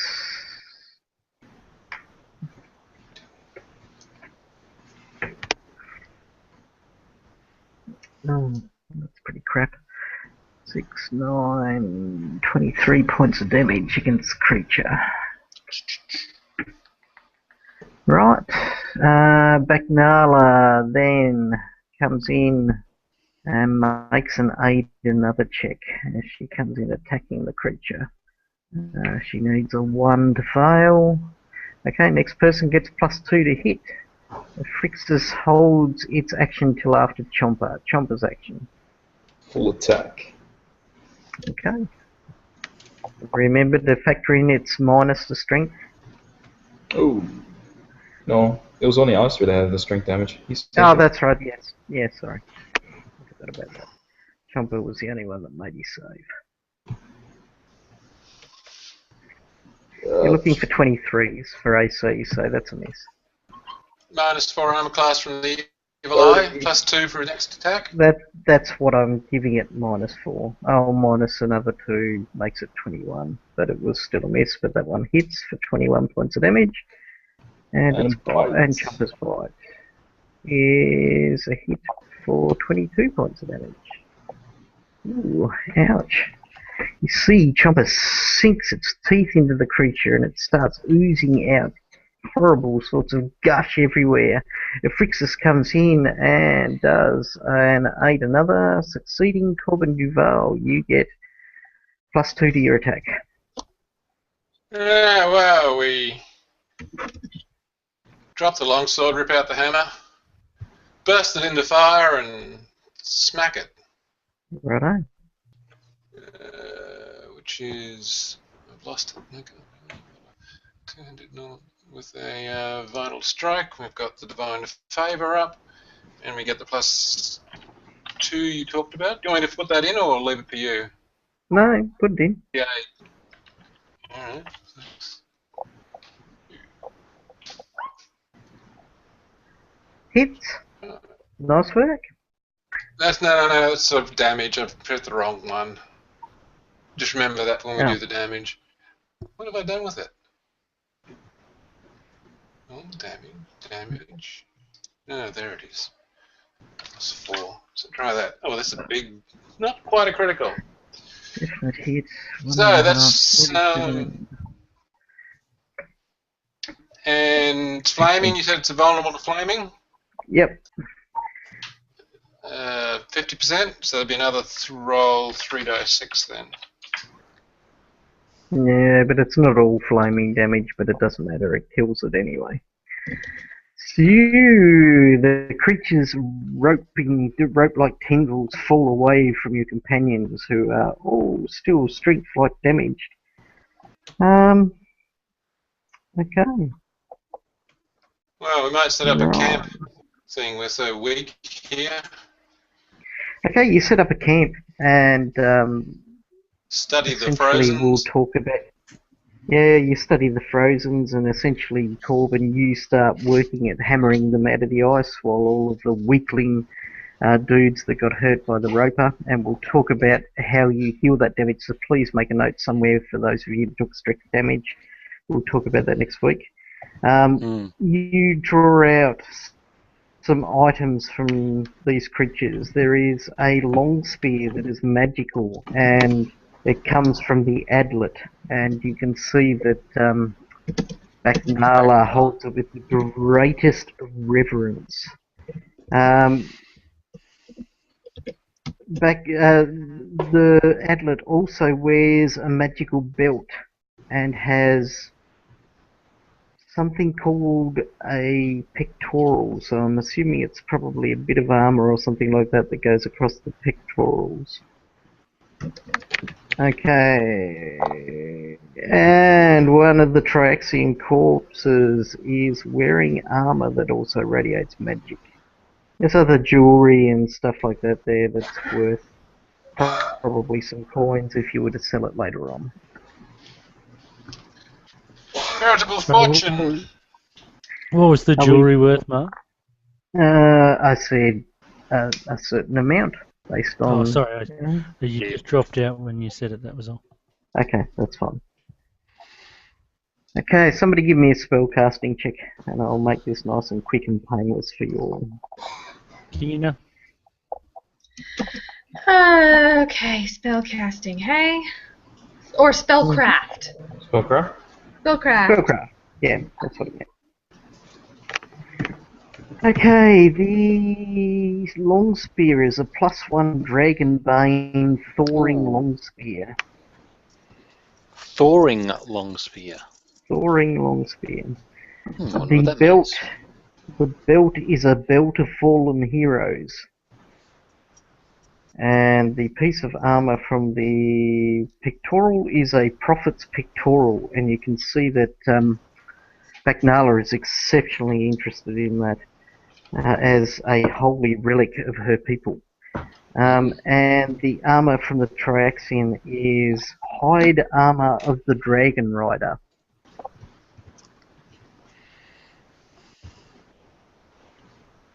What are those And things? the jewelry's worth 425. Well, they're all sort of freely available to read on the web, apart from the hide of the Dragon Rider, which is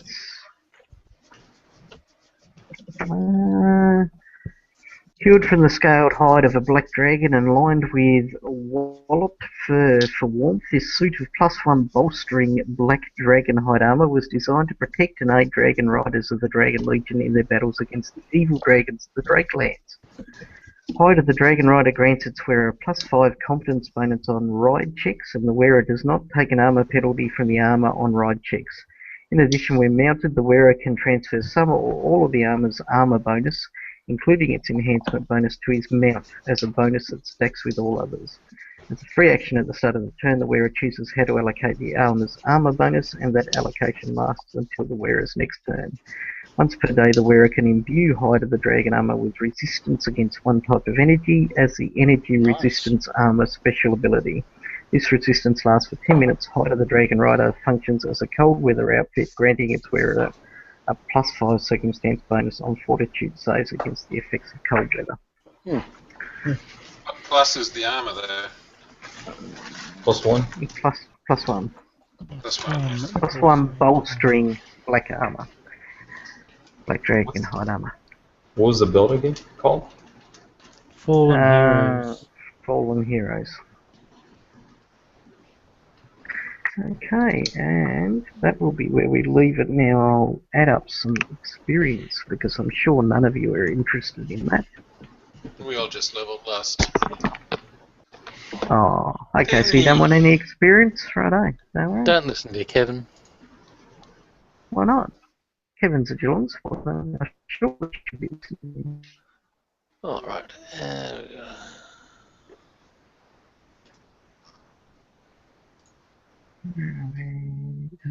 God, go away. Throne of Winter. Frozen Stars. And numero 10 now. Yep. There's only 5 of you, aren't there? Tonight there is. Okay. There we go. Hands out. Okay. That is a big number. That is a big number. Evan, what we will do about leveling your character is next week, or perhaps on the weekend, I'll send you an email and we'll... Okay, sounds good to me. Are we playing this coming week again? No, it's fortnightly games at the moment. Alright, I'm going to go to bed because I have to be really early. And Thank you very much. all, Mark. boys. Thanks yeah. for the game. No Good worries. See you again. Good night, everyone. Good night. Night. Night. Yeah. Stop broadcast.